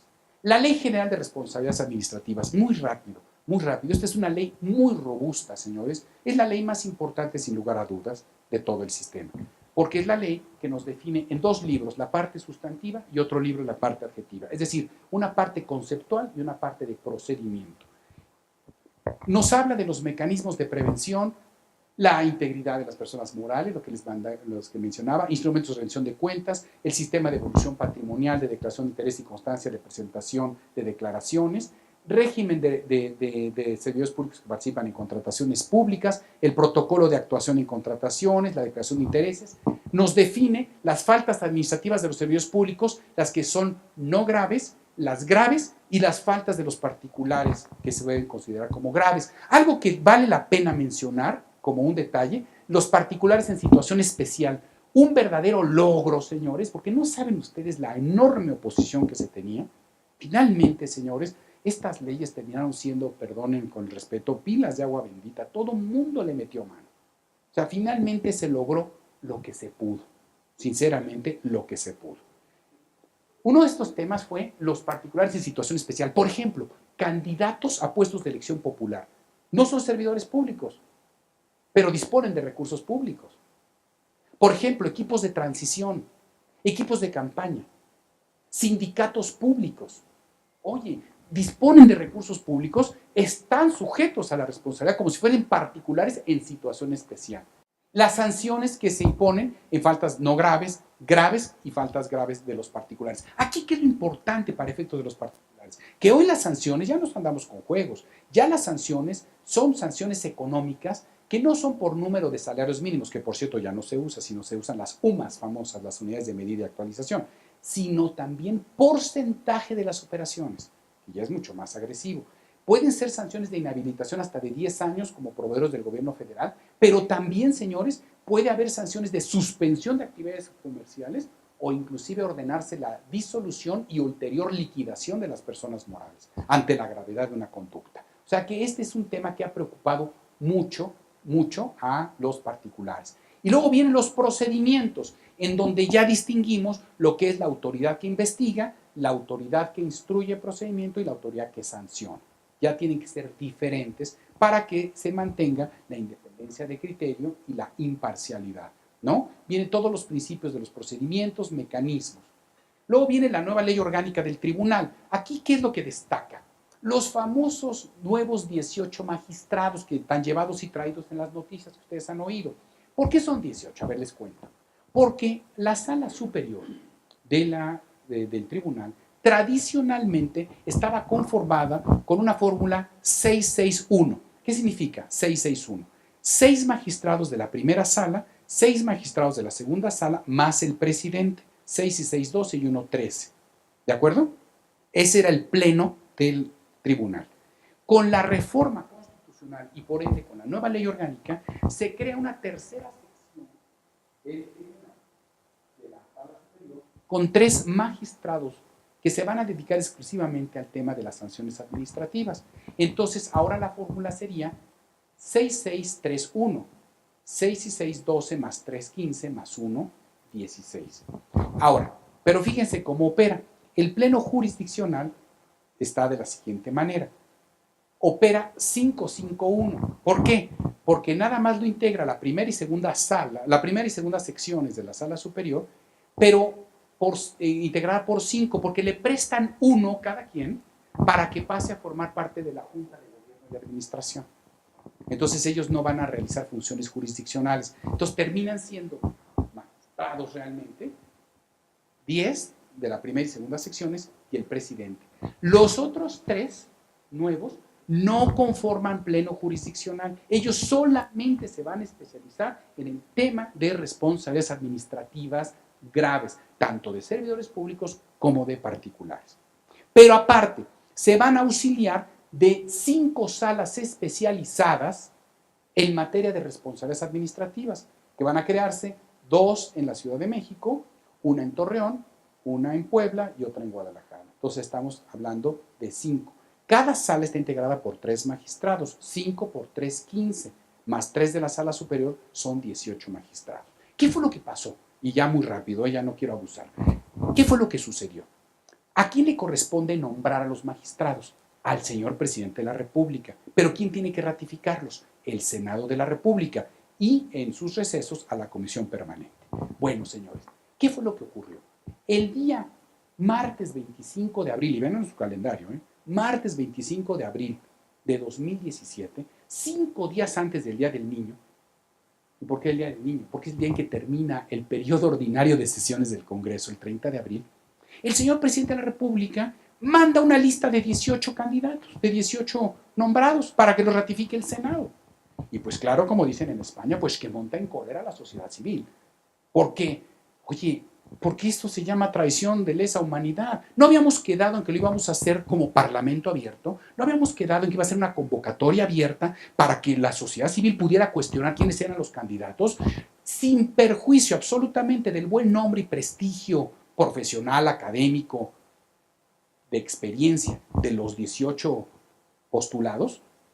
La idea era que la sociedad civil los pudiera también cuestionar, confrontar, que nos dijera por qué tenía la vocación, por qué tenía el perfil, si tenía los merecimientos. Entonces, pues se armó realmente un problema porque entonces el Senado ya no ratificó a esos 18. Y al día de hoy no lo ha hecho, señores, no lo ha hecho. Y no lo ha hecho, no obstante que la Ley General de Responsabilidades Administrativas entraba en vigor al año siguiente, a partir del siguiente en que se publicó. Se publicó estas 7 leyes el 18 de julio del 2016, a partir del día siguiente, que fue 19 de julio, cuenta un año, 19 de julio del 2017 entraría en vigor esta ley. Entonces nos faltan esos magistrados. Entonces no puede entrar a operar la ley. A ver, eso de que no puede es relativo, porque va a juzgar actos que se presenten a partir del 19 de julio del 2017 en adelante. Por eso, por favor, no caigamos en provocaciones ni en absurdos jurídicos, como decir que se juzgue a Duarte con el nuevo sistema nacional anticorrupción. No, porque los actos fueron cometidos con antelación. A ninguna norma le puedes dar efecto retroactivo. Eso es a partir de actos que ocurran después del 19 de julio. ¿Está claro? Entonces, eso es lo que hoy tenemos. Y luego, el otro aspecto importante, que es la parte importante de la ley orgánica, Por eso, ¿qué hizo hoy el tribunal provisionalmente? Y lo explicaba ayer don Carlos Chaurán en una entrevista. Tomó un acuerdo a la Junta de Gobierno de Administración y la sala, el pleno del tribunal, tomó la decisión de crear una sala especializada mixta. Ahorita la creó. ¿Para qué efectos? Para atender los temas que se le pudiesen presentar transitoriamente en lo que buenamente el Senado les ratifica a los magistrados. ¿De acuerdo? Piensan, y yo creo que tiene razón el magistrado, yo creo que no se le van a presentar casos a la sala superior, no antes de enero del año que entra. ¿Por qué? Porque para que le llegue un caso a la sala superior, tendría que ser un caso de extrema gravedad que tuviera que atraer, o que se le presentara un recurso de apelación de una sentencia de una sala especializada. No va a ser. Y eso tuvo que haber antecedido un proceso de investigación e instrucción de un procedimiento administrativo ante los órganos internos de control. O sea, falta mucho todavía. Pero no dejamos de atender el hecho de que no cumplimos en tiempo. Luego el fiscal. ¿Cuál es la historia del fiscal? Rapidísimo, para que tengan ustedes idea del tema. El fiscal fue creado no con la reforma anticorrupción, señores. Fue creado un año antes. El 10 de febrero del 2014, con la reforma político-electoral, se creó la Fiscalía General de la República, que implicó la transformación de la PGR en Fiscalía General de la República, sujeto, desde luego, a que se emitiera la ley orgánica de la Fiscalía General de la República. Y se dijo en artículo transitorio de ese decreto del 10 de febrero del 2014 que quien entonces ocupara el cargo de Procurador General de la República en automático se convertiría en Fiscal General de la República y permanecería en su encargo 9 años. ¿Está claro? O sea, es un cargo transeccional, evidentemente. Bueno, y luego se dijo, dentro de los 30 días siguientes se deberá de crear la Fiscalía Especializada para combatir delitos de corrupción, porque el otro plazo de la Fiscalía es la Fiscalía Especializada para atender delitos relacionados con hechos electorales, la famosa FEPADE. Entonces, la FEPADE ya existía. Murillo Karam, que entonces era el Procurador General de la República, el 12 de marzo publicó en el Diario Oficial de la Federación un acuerdo de creación de esa Fiscalía Especializada, pero sujeta en artículo transitorio a la condición suspensiva de que el Senado de la República ratificara el nombramiento. Lo que al día de hoy, señores, 4 años y 5 meses después, no ha ocurrido, porque ese fiscal iba a permanecer en el encargo hasta el 30 de noviembre del 2018, porque a partir del 1 de diciembre del 2018, quien nombra al fiscal especializado es el fiscal general de la República, que ya sería también un ente constitucional autónomo. Bueno, ¿qué fue lo que sucedió, señores? Regresémonos rápidamente a julio 18, del 2016. Esa mañanita, tempranito, Virgilio Andrade le presenta su renuncia al presidente de la República, con la idea de decir al presidente, te dejo en libertad de que eches a andar el sistema. Nombra a un nuevo secretario de la Función Pública y que lo ratifique el Senado, y yo me hago un lado. Me pareció una decisión muy valiente, muy gallarda, y que además, pues con un enorme contenido político. Lo hace, deja vacante la función pública, y en octubre nombran a la maestra Arely Gómez, que entonces era la Procuradora General de la República, y la ratifica el Senado, y se hace un switch con un senador de la República, el doctor Raúl Cervantes Andrade, lo nombra Procurador General de la República, casi crónica de un nombramiento anunciado, ¿no? Entonces, ya no le gustó a los partidos de oposición el detalle, porque dijo, ay, ¿cómo es posible que nombren a Raúl Cervantes? Él se va a convertir en fiscal, va a estar 9 años, y pues claro, pues va a cubrir a la actual administración y no va a pasar nada. Se enojaron. Entonces, a ver, señores, si eso ya lo sabían desde febrero del 2014, ¿por qué no se anticiparon y hubieran puesto nuevas reglas o reglas diferentes? Pero no se vale que 3 años después ahora ya no te guste. Tienes que cumplir con la Constitución, te guste o no, pero es la orden de la Constitución. Repito, no tomo partido, simplemente pido que se cumpla la Constitución. Entonces, el tema es que hoy no tenemos ni fiscal general y no tenemos fiscal especializado. Y ahora el problema es que el Senado de la República está dividido porque no quieren nombrarlo, porque dicen, no queremos nombrar al fiscal general de la República si no cambian el transitorio de 2014, que decía que en automático el procurador general se convierte en fiscal, sino que entra a una terna. Entonces ya propusieron una modificación a ese transitorio que ni siquiera ha sido analizado. Entonces estamos atorados con el tema. Entonces la gran pregunta es, y fue la pregunta que en su oportunidad se generó, y con esta, como dicen las grandes mentiras del mexicano, la última y nos vamos. A ver, señores, con esta se las digo de este tamaño. El Comité Coordinador del Sistema Nacional Anticorrupción estaba en la encrucijada de ¿nos podemos integrar o no? Porque nos falta el fiscal especializado. En un cuerpo colegiado, pregunta, ¿se puede integrar con su mayoría para que tenga quórum? Respuesta, sí. ¿Y qué fue el caso? Pues tenemos 6 de 7, perfectamente funcionamos, con que tengamos mayoría, perfectamente. Oye, ¿se pueden perseguir los delitos de corrupción? A ver, respuesta, no como tales, porque las reformas al Código Penal Federal están sujetas a que se nombre el fiscal.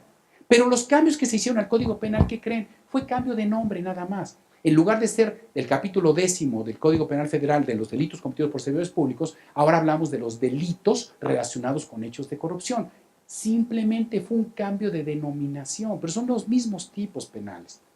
Yo pregunto, ¿quién tiene a su cargo la persecución de los delitos? El Procurador General de la República, y tiene una unidad especializada para combatir delitos cometidos por servidores públicos y contra la administración de justicia. Lo puede hacer hoy día, sí o no.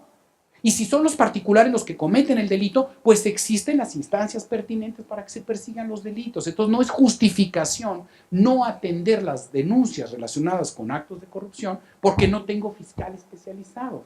Créanme que es lo de menos, señores. Yo quisiera dejarles como inquietud que el tema no es a quién nombras como fiscal o especializado o fiscal general. El tema es que necesitamos una transformación institucional para verdaderamente perseguir los delitos en la materia. Porque si vas a trabajar con la misma gente, Señores, no es como por arte de magia, ya están capacitados y ya saben hacer las cosas. Necesitamos trabajar en un rediseño institucional en la Procuraduría General de la República, futura Fiscalía General. Tienes que darle los elementos técnicos. Piensen ustedes en las labores de inteligencia, en peritos especializados para combatir delitos. De otra suerte, señores, pues se botan de la risa los corruptos, que ellos sí tienen dinero y que sí pueden contratar a las mentes maestras maquiavélicas para que creen los fenómenos de corrupción como los que hemos visto y que sean prácticamente blindados y que no soporten una acción jurídica. Entonces, por eso yo pregunto, ¿qué hay atrás de la sonrisa de un Javier Duarte cuando lo detienen? Pues que no le va a hacer nada a la posta. ¿Y por qué? No por falta de interés o por falta de voluntad política, sino porque no tenemos los elementos técnicos para enjuiciarlo. Es dramático, señores, dramático. Se le extraditó para traerlo a México y solamente se le puede juzgar sobre lo que se le acusó allá. Y ni siquiera está bien formulada la acusación. Eso es dramático, que el señor salga. O el otro pelado que está también fuera de la acción de la justicia. O el otro que está detenido esperando la extradición de Panamá, ¿no? Entonces, y eso es lo que lesiona a la sociedad civil, es lo que nos lastima a nosotros y es lo que mucha gente piensa. Entonces no sirve, es una mascarada del sistema. No, señores, no es el sistema. Vuelvo al punto con el que inicié mi reflexión, señores. El tema de la lucha contra la corrupción es un tema contra uno mismo, es un tema de valores, es un tema de principios fundamentales, no es un tema de leyes, señores. Las leyes son instrumentos y, por cierto, como obra humana, son totalmente perfectibles. El punto es de que podamos nosotros hacer a la manera de la ley de la reverberación. Cuando ustedes tiran un guijarro en un estanque de agua calma, que cómo se extiende la onda, así es como nosotros tenemos que influir en nuestros distintos ámbitos para la lucha contra este fenómeno. Estas leyes son soportes nada más, pero por mucho que tenga estas leyes, si no hay la voluntad política de cumplirlas, señores, por perfectas que sean, seguiremos en el ámbito de la impunidad.